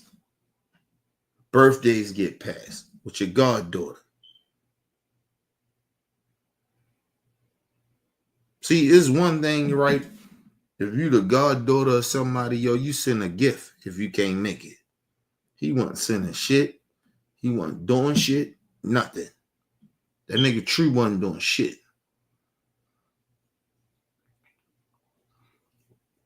So mind you, I'm not seeing the shit because he my man, 100 grand. My wife peeping all that shit. And I'm like, he good, you know. No big thing. Nigga got some shit going on, family shit. Like, you know what I mean? I'm like that.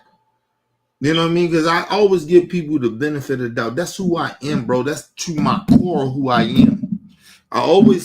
My wife always tell me it's a good and a bad thing of me being a good nigga.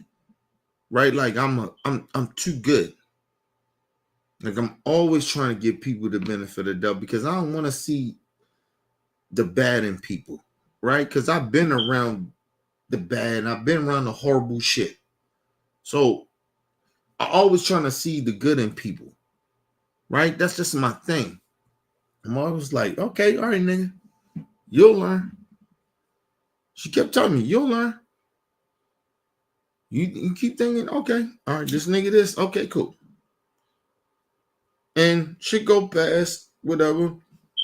And nigga True, you know, shit go past or whatever. And he stopped cutting around for years. I'm like, yo, let's do the fight, whatever. Nah, you know. And then so I got some shit going on. Okay, cool. Don't know shit, but I'm just still, you know me. I'm me. I'm still that nigga, like trying to show love and try to understand where he come from. You know, he got some family shit going on. You know what I mean? I get it. Respect it. My wife sitting there the whole time, like, because she's seeing shit that I don't see. And she's sitting there and she like, this nigga, boo, that shit ain't right. He ain't been out here in years. Kanaya's getting older. He ain't even seen Kanaya. And I'm like,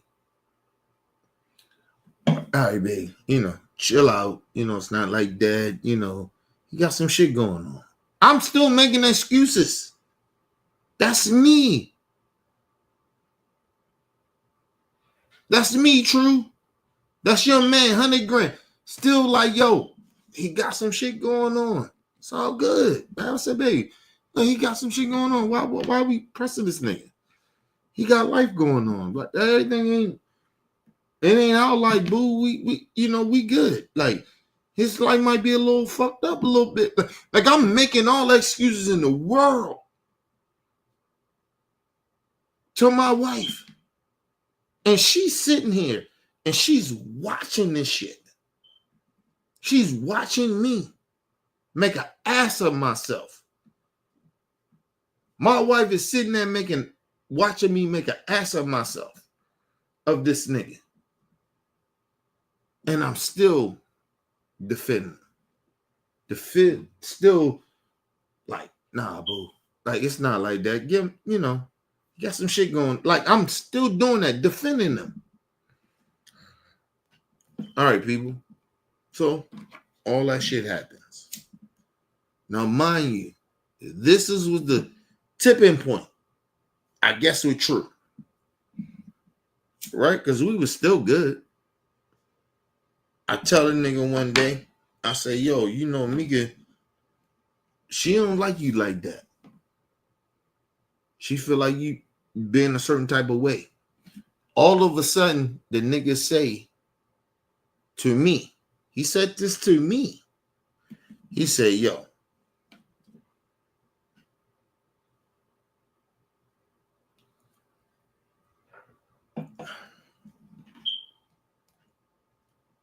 I don't like what you said to me one day.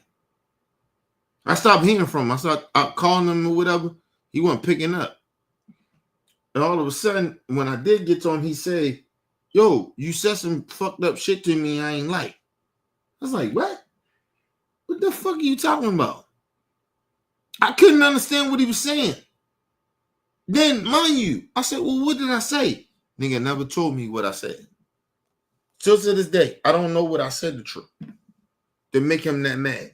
He said I disrespected him. I said some shit that was fucked up to him. I don't know what he talking about. I don't know what this nigga talking about. But I know when I told this nigga, hey, yo, Mika feeling a certain type of way about you, nigga. She don't like you like that. Because you know, you don't come around and shit like that. I remember I told him that. All of a sudden, nigga changed his whole movement. Like his whole attitude changed. Excuse me. Next time I talk to him, we ain't like the shit ain't even the same no more. And all of a sudden, I haven't talked. I'm not talking to this nigga. He's not even picking my phone calls up. Like usually, I call this nigga. He at work. He'll pick the phone up. He not picking nothing up. He not even talking to me. When I say the shit about the Mika shit, I didn't say I felt that way. I said, yo, Mika feel a certain way. You know what I mean? That's my wife, bro. It's like my life, nigga. Nigga, nobody comes above her. Not you. Nobody. So, like, but it wasn't like I was saying, fuck him. You know what I mean? Or like in that way. But okay, let's go off the narrative. He felt the certain type of way. Why he ain't say nothing to me, y'all?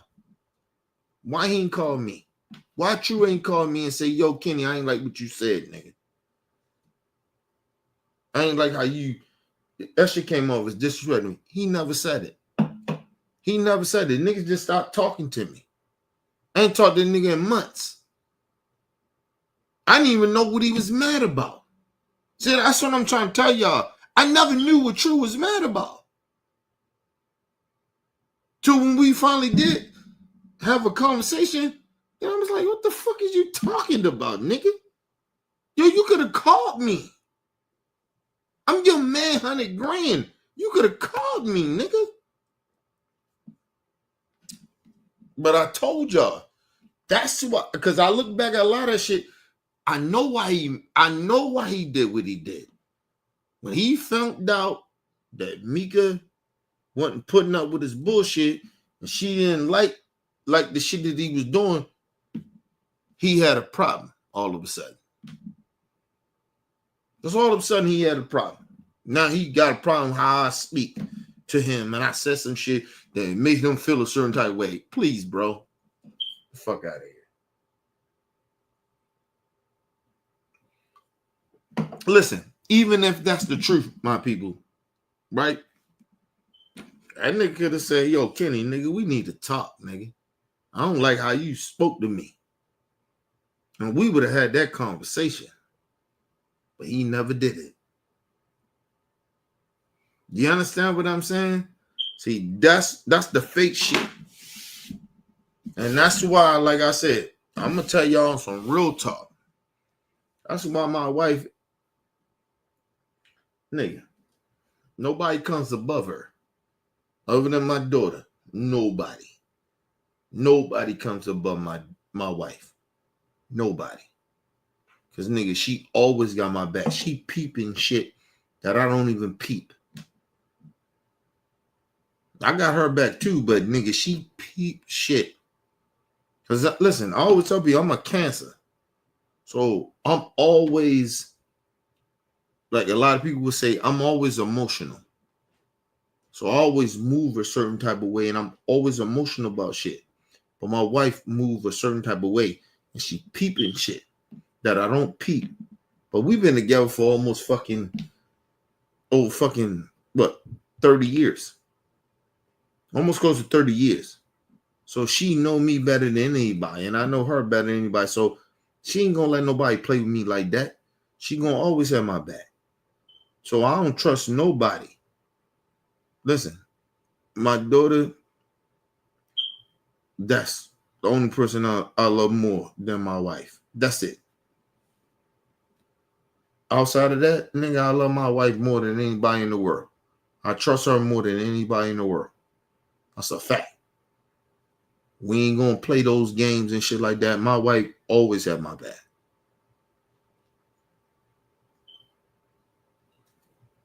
And everything that a lot of shit that she said, 95% of what she said came true.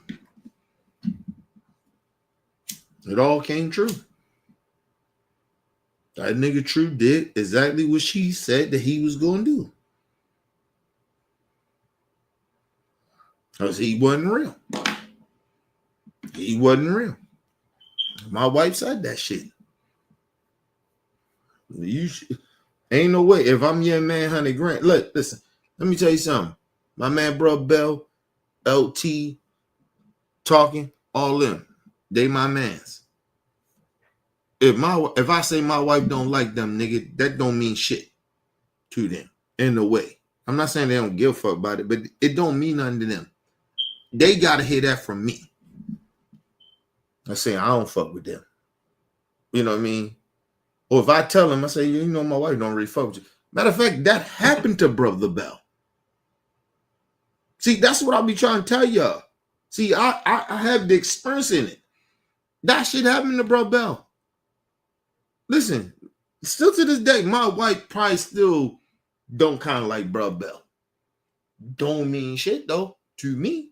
Ask Brother Bell that. Ask Brother Bell, do that mean anything to me? Because my wife don't like you. Nigga. Brother Bell, my man. 100 grand. Fuck with him.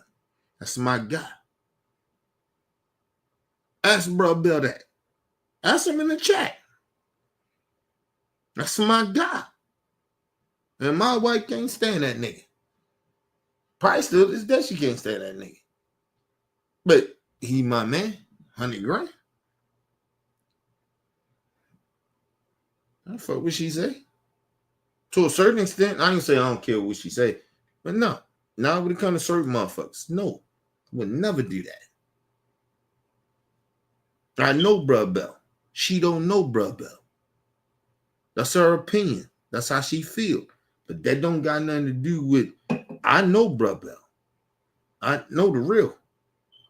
I know about him. So, yeah, she can have an opinion. That don't mean shit. I ain't saying she always right, nigga. She wrong about Brother Bell. To me, she wrong about it. Man, Brother Bell, we still cool to this motherfucking day. That's my motherfucking brother. That's little bro. What you talking about? Ask Brother Bell. Ask him in the chat.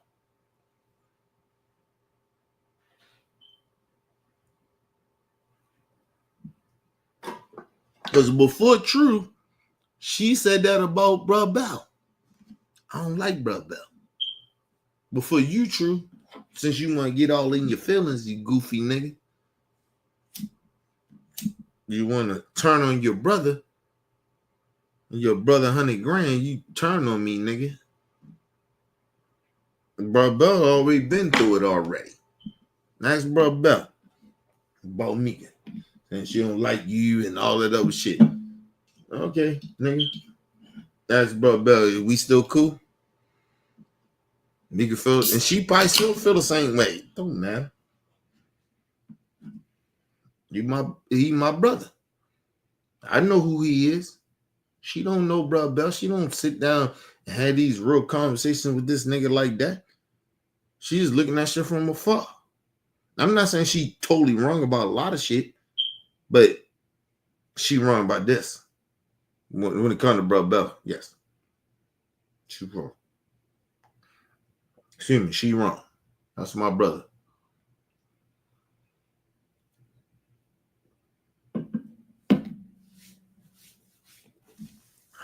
And people gotta understand, me and Brother Bell, we used to always beef. It was always go at it. And I think that's what she was going off at it. Not how she was going off at that shit. But we don't go off at that shit like that. Man, brother, don't go off like that, nigga. That's my brother. Now that we see eye to eye. Like who you think, and I don't want to put Brother Bell business out there like that. But I ain't gonna put his business out there.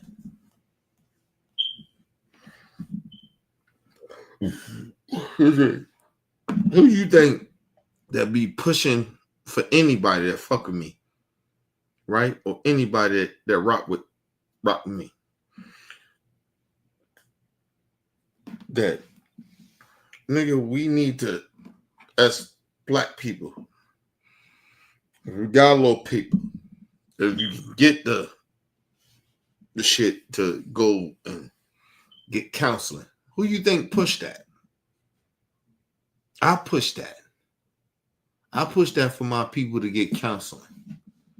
Because we need that. We all need it. It ain't just them or the people I'm trying to push to get it. Nigga, I need it too. That's why I do it. So this whole notion like these niggas is weirdos. That's what I'm saying. That's why I said about that nigga True. He a weirdo. He a goofy nigga. You really think that I was trying to, like, you would think like my wife said some shit that I would cut you off like that? Are you stupid, nigga? We've been fucking with each other for over 20-something years. I'm sorry, over 10 years. Over 10, 15 years. We've been fucking with each other. And you think that I love my wife. I love her. She ain't right about every fucking thing. You think I'm gonna switch on you because of my wife said some shit? Nigga, you should know me better than that. But that's the nigga True. He rolled with that. And he found out that, listen, I'm going to tell y'all on real talk. When that nigga found out that Mika did not fuck with him, he switched his whole shit up. That's why he don't fuck with us no more. That's why he abandoned his goddaughter. And I'm going to say that shit straight up. You abandoned your goddaughter, nigga. Fuck me and fuck Mika how you feel about us. You abandoned your goddaughter. Nigga, you can play all that goofy shit all you want. You abandoned your goddaughter. And I stand on that shit.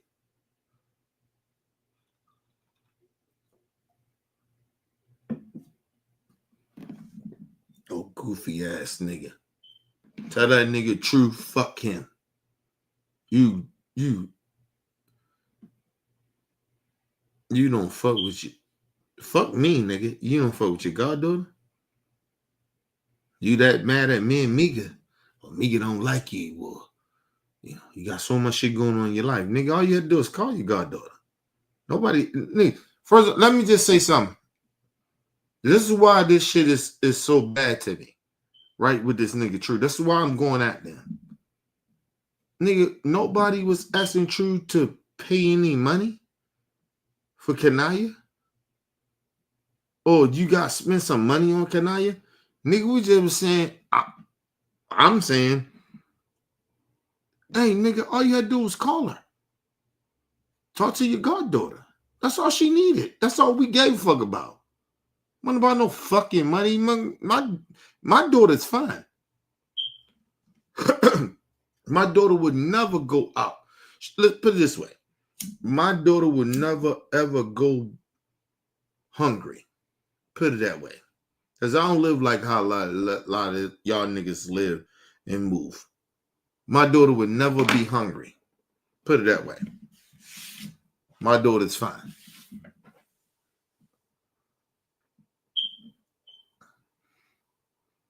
So we didn't need you, True, to buy her anything or get her any food. She will always be fed. She's set up that way. So we didn't need you to do none of that. It wasn't even about that. But you still wouldn't even do it. Because you're a coward. You got your... I'm sorry. He said his feelings hurt by Kenny. But I told you it ain't about me. He found out that I told him that Mika don't really fuck with him like that. Because she keep trying to figure out why this nigga don't never pay for nothing when he come down here. But I told her, I said, he's my man. He ain't got to pay for nothing. And when I told him that, he got in his feelings. All of a sudden, he don't fuck with OPF no more. He don't fuck with your boy. So fuck him. Listen, I stand on business with that. That nigga True is a coward. And Shay ain't shit either. You can hide it behind, you know, you're a good mom and all that other shit. That's cool. I ain't never say you ain't no good mom. She a great mom. But she ain't shit as a motherfucking friend. She ain't good as a motherfucking family type shit with OBF. No. Shay ain't shit. And just like that nigga, Rick Jr. ain't shit. I know what he was trying to do. That's why you don't hear from Weezy ass no more. Weezy ain't changed. Weezy's still a no good ass nigga that's a fucking drunk. That's all he is. I stand on that shit. That's why you don't hear Weezy on my channel like that. Here and now, I let him come on, but I don't fuck with Weezy. Weezy a drunk.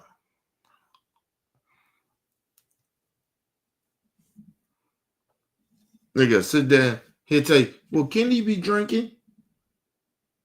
That got to do with you disrespecting young niggas? Or disrespecting people? So Kenny drink, that's why you get to disrespect people. That makes more sense to you.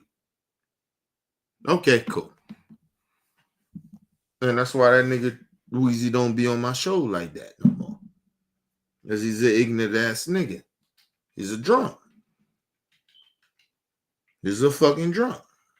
And that is what it is.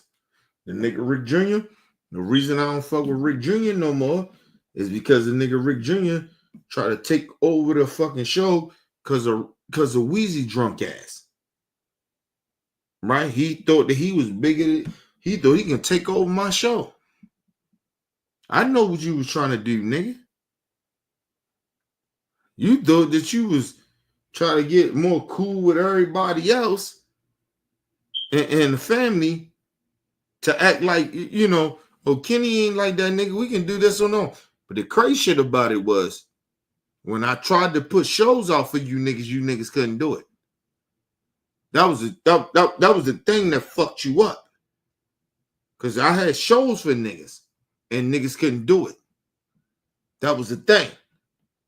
Fuck Kenny. Put Kenny to the side. I wanted to be in the background. Had Kenny in the background. Niggas couldn't do it though. None of them. None of them. No disrespect to my niggas. You know what I mean? No disrespect to L. No disrespect to Brock Bell and shit like that. No disrespect even to my nigga Talking. Because my nigga Talking could have did it. Because he was already had his show. But niggas couldn't do what I was doing. And they still can't. Still to this day, niggas can't do what I do. Because they can't be real 100% who the fuck I am. I'm 100 who I am. I don't hide. Niggas hide who they are. I'm who the fuck I am. Nigga can't say, oh, Kenny being fake. Who the fuck I'm being fake about? Nigga, I give you real stories. I give you real shit. And just because you don't like the real, that's on you. But I'm who the fuck I am. But ask all those motherfuckers that was OBF members. Did I give them shows? And I ain't want to be even a part of it. I didn't even want to be a part of it. I was like, yo, that's y'all shit. Y'all go. Yo, y'all can do it. I got y'all back. I'll be behind the scenes. I'm the producer of it. I did that shit for every last one of the OBF members. I don't give a fuck who they are. I all did it. I created a show for every last one of them. And if they say that Kenny didn't do it, they're a liar. They are fucking liars. I gave them all shows and stayed behind the scenes. I didn't even want to be a part of it. I wanted to allow them to grow and do their own shit. They couldn't do it. They couldn't do it.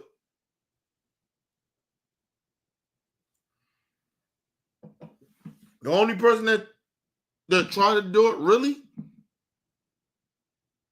was T-Baby.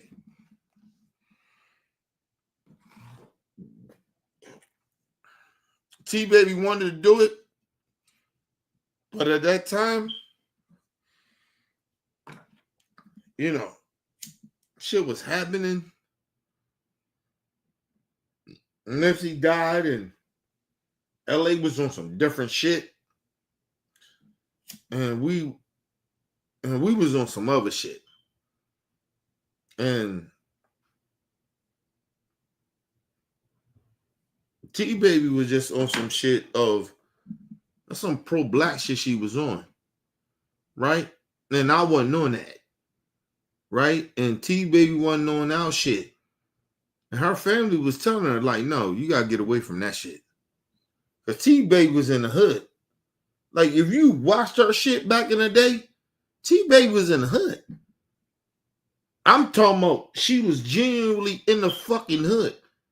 I'm talking to niggas in the hood. Talking to OGs and shit. And she was like, oh, this is my OG Kenny. He talking, you know, she talking shit. Like, she was the only person from OBF that actually did what I wanted her to do, but I knew we couldn't do because of these niggas.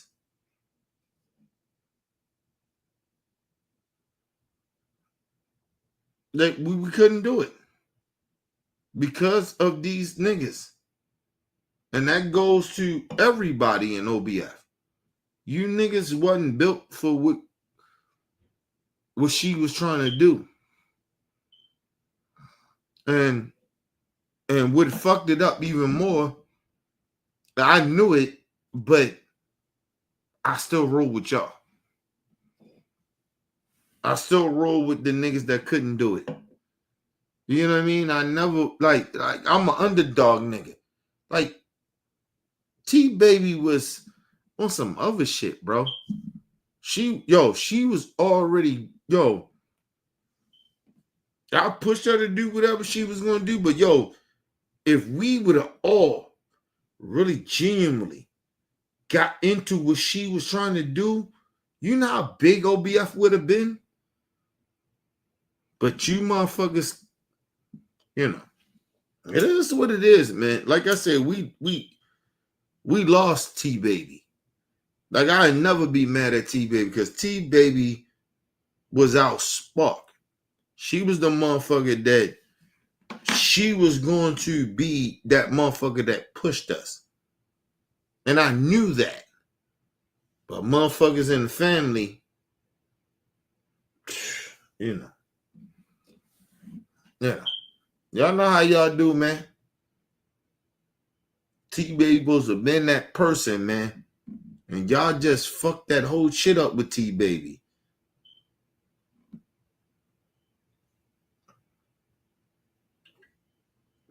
Understand, T-Baby was in the hood. She was in Nipsey Hussle hood. Like, do y'all understand what she was doing? But you motherfuckers couldn't get it with it. You couldn't get with it, though. Now, listen. Let me tell y'all something. You niggas was too ignorant to understand what she was doing. A lot of OBF members, we was too ignorant to understand what the fuck T-Baby was doing. She was there in the fucking Nipsey hood, nigga. That was a whole movement.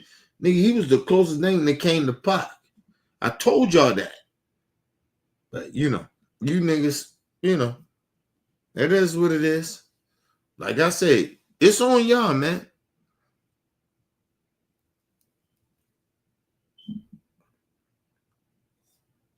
That's why the shit is what it is. That's why we can't get shit popping.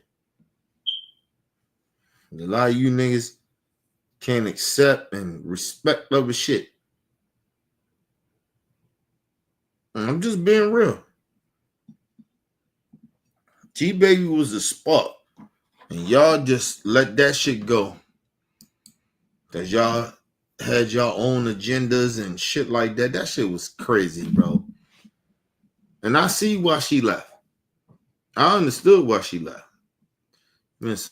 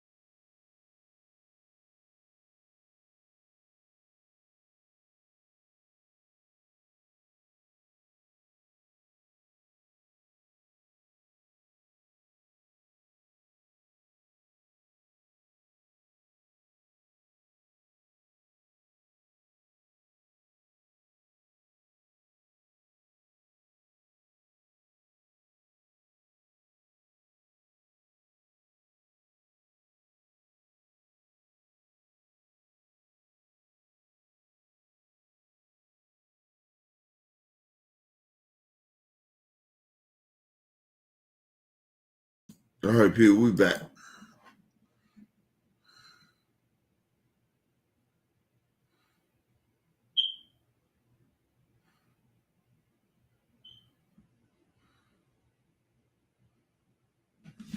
Yeah, shout out to Bro Bell. Yeah, listen, let me just say this. Like, understand, man, yo, we lost a lot of motherfuckers in OBF. Right? The motherfuckers that we did lose, they wasn't real motherfuckers though. Shay wasn't a real motherfucker. She wasn't. Right? And that nigga Rick Jr., he wasn't around. I seen what this nigga trying to do. He used Weezy to get into OBF and use us. I seen that nigga. I seen them coming. And that's why motherfuckers was like, when he got out of pocket one time, I said, fuck that nigga. That nigga can't fuck with us no more. I'm out. If you fuck with him, you don't fuck with me. Y'all remember I said that? Because I peeped this nigga a long time ago. I seen what that nigga was trying to do. He used Weezy goofy ass. And Weezy a fucking drunk. And I'm going to say that. I love Weezy. That's my brother, but he a fucking drunk. That nigga he can't peep shit. He can't do it at all. He can't peep a motherfucking thing. Yeah, he came up with some certain shit. I never, had like he didn't come up with certain shit, but that nigga's a drunk. That nigga can't peep shit. That nigga Rick Jr. used that nigga to get amongst us. And still to this day, he probably can't even peep it. And that's why that nigga Rick Jr. didn't last long in here. He was here for a little minute, but he wouldn't last long because I peeped that nigga. I peeped that pussy ass nigga. Nigga, you can't fuck with us, nigga. You use Weezy to get up in here. And his first thing, what he tried to do was switch all everybody against me. Nigga, I'm the creator of this shit. I'm the creator. I'm the fucking creator of OBF and everything that fucking ever been here. And you try to get rid of me? What did I do for you to try to do that? Right? You know what he did? Kenny came at me wrong. He said some shit. He said some shit out of pocket. Fuck you, nigga. I always say shit out of pocket. So what that mean? What that mean? So I said some shit out you that was out of pocket to you. So all of a sudden you special, nigga? You ain't special, nigga. And that's what he tried to do. Try to switch everybody against me. I know what he was trying to do. You fuck ass nigga. And that's why Rick Jr. to this day, that bitch nigga can't never be in my space. I know what you tried to do. I seen what you tried to do. You thought that, oh, we was good. We was cool. Nigga, I watched you, nigga. I seen you. You bitch ass nigga. Come in here. Acting like you like that. You use Weezy because Weezy a sucker ass nigga. He a drunk.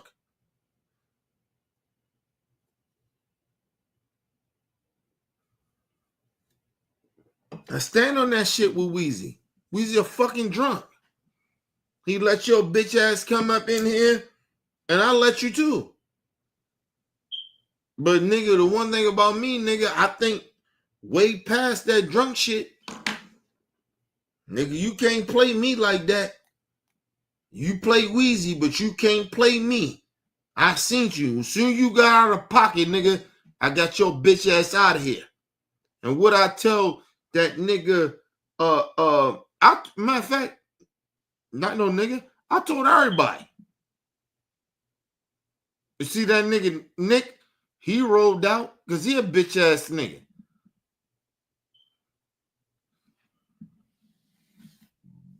The real niggas ain't leave. My nigga LT ain't leave. And listen. Let me say something on real talk. My nigga LT, he fuck with motherfucking the nigga from what's the nigga name? Can't even remember niggas' names no more because they so irrelevant to me. But what's the nigga name? My nigga L. Stop fucking with the nigga. What's his name, man?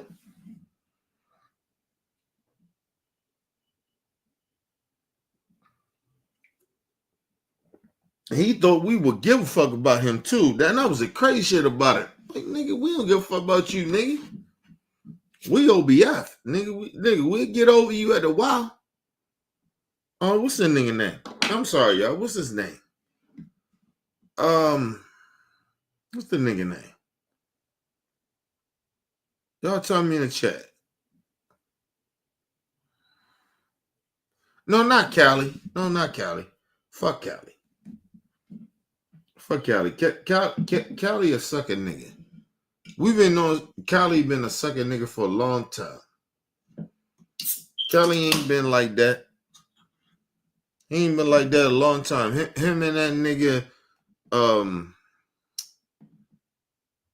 Cali and that other nigga.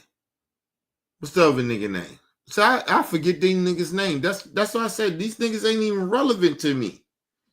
Nigga, Cali, who the other nigga?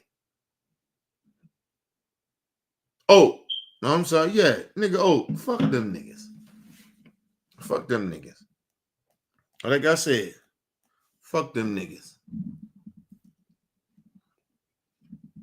We don't fuck with them niggas no more.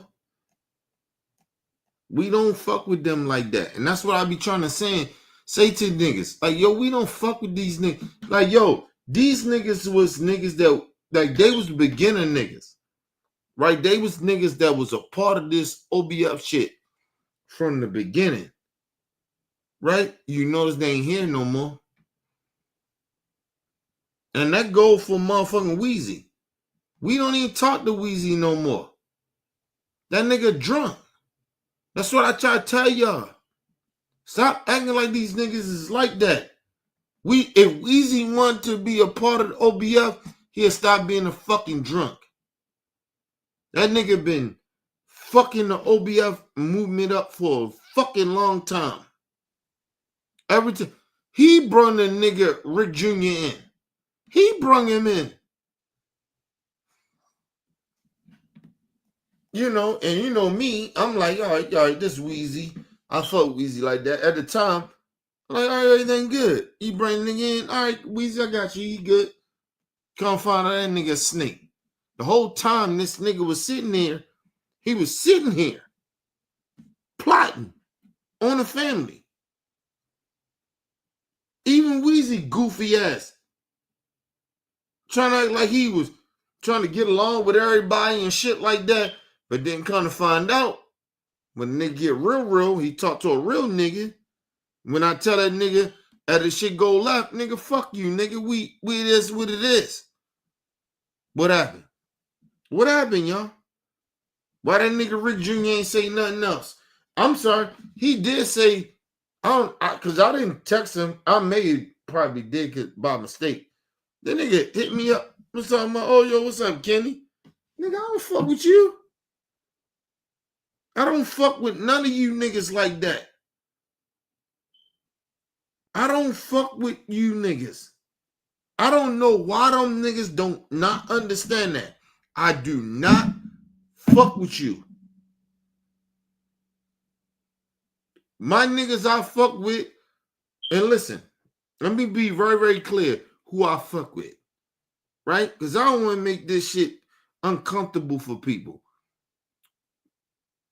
My nigga LT, that's a little bro. I fuck with him the long way. That's my little bro. You play with him, I smack shit out you. I swear I will.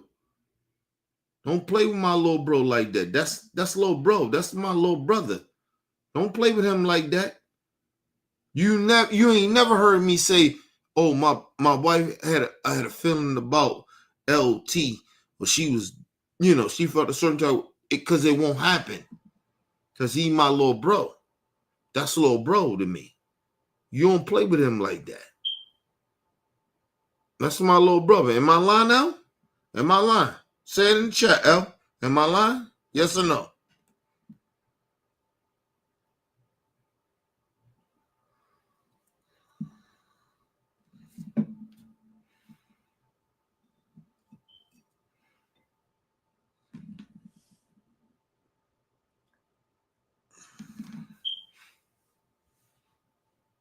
Hold on. Does everybody y'all want to go live? It's my birthday, ain't it? Hold on. It's my birthday, ain't it? What time is it? What time is it, y'all? What time is it? Oh, it is my birthday. All right. Y'all want to go live? This is my birthday, nigga. Y'all want to go live? All right, give me a second. Give me 1 second.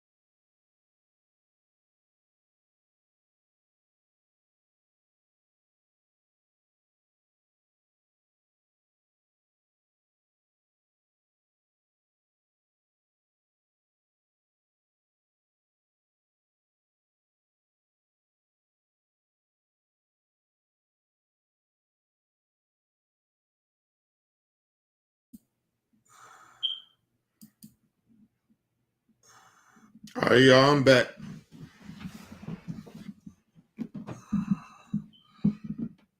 Give me 1 second. Shit. That's what it was. Okay.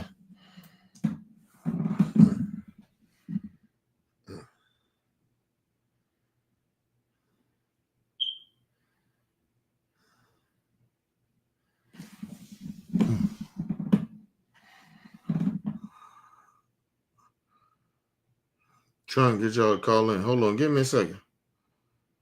The hell? Okay. There it is.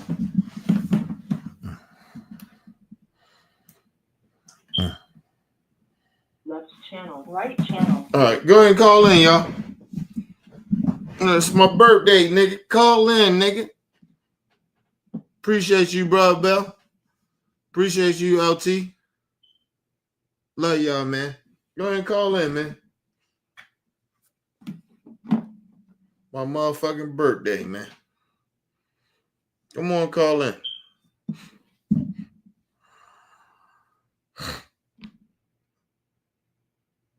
Weezy called in, what, 8 something? 8 something. Fuck that nigga. I mean, you're drunk. I said it. You bring that nigga Rick Jr. around us to try to fuck us all over. That shit crazy. Yeah, call a regular number, y'all. Just go and call that down there. LT. Bro, Bell, whoever want to call it. Nigga, we out here, man. We out here. I'm out here, man. It's my birthday, man. You know the crazy part about it, though? My birthday don't even really mean that much to me this year. Like, it really don't. Like, next year, I'm doing the party and shit like that. Hopefully, LT, nigga, you come down next year. Excuse me. Hold on. Bro, Bell calling me. Oh, shit. What up, bro, Bell? What's up, my nigga? Happy birthday, bro. Hey, appreciate it. Love you. Yeah. You know that. You know I got nothing but love for you. Yeah. Hey, So hold up. Huh? Do I be lying about shit, though? Like, motherfuckers be acting like I be lying. But go ahead. I'm sorry. No, King. No, you don't be lying about shit, man. Everything that you said, man. 'Cause I was watching the show, man. Everything you said is fucking factual. It ain't no bullshit. Ain't no fucking lies. There ain't nothing to hide, man. You get everybody a fucking show, even myself, man. And I said before, at the time, I felt like I wasn't ready. You know what I'm saying? And I wish I would have stuck to my word, bro. I wish I would have had put some content out there, at least, man.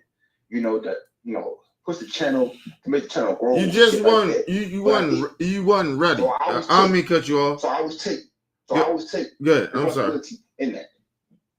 My bad. I didn't mean cut you off. Good. My bad. I always take responsibility and accountability for not putting out any content or putting out any work. You know what I'm saying? I'm always gonna feel bad about that shit, but at the same time, you did give everybody the show. So if the motherfuckers say that they didn't happen, they're fucking lying, man. They're fucking lying, and I stand by that. Yeah, no, I'll say this too, right? Because even though, listen, that's what I respect about you. That's why you my brother. You know what I mean? 100 grand. Because you will admit that shit. You know what I'm saying? That I did some shit, right? But I can admit that I did push y'all too much though. Like it wasn't y'all wasn't ready for a lot of the shit that I was pushing. Right? So I can admit that like it was just the wrong time too. Like I was pushing shit that I shouldn't have been pushing on y'all. You know what I mean? So I can admit that because I look back at that shit now, like I'm like, yo, they was not ready. They were just like, yo, I'm not saying you was just fans, but you motherfuckers like y'all fuck with me like that. And it was like, you can't just I'm pushing this shit on y'all like that. And I look back at that shit, I feel bad about it because I was like, yo, they just wasn't ready. You know what I mean? Right. But I still got to stand on business too, because I'm like, yo, not y'all, because we still fuck with each other, right or wrong, whatever. But I'm like, yo, all these other motherfuckers, they acting like, yo, I never tried to put them on. Like, you know what I mean? Like, yo, I was always pushing everybody to do. I was always like, I always wanted to stay in the background. Did you remember I used to say that all the time? I said, yo, I want to be in the Yeah, back background. in the day, yeah. You know what I mean? Even when the T-Baby shit happened, nigga, I was in the background. I didn't even want to be in that shit. T-Baby was like, yo, I want you to talk to my OGs, and this is my OG now. She talking about me. Like, that was some shit that she wanted to do. I didn't want to do that. That was her shit. You get what I mean? Like, yo, Right. that whole time, remember that whole Nipsey shit happened. Yo, that shit was big at that time. And I was like, yo, I don't need to be a part of that, like, in that way. And I was like, yo, T-Baby, that's your shit. Like, but I don't think she felt the love from everybody. And I'm gonna say this on Real Talk, right? You remember when T-Baby was doing her shit? She was popping a little bit, right? Every week she was getting her shit, right? You know who was kind of like feeling a certain type of way about it? So I think I know who you're talking about. I think I know you're talking about. Who I'm talking about? I think you're talking about Shay. If I'm not Yes. mistaken. I think that's who you're talking about. Yes.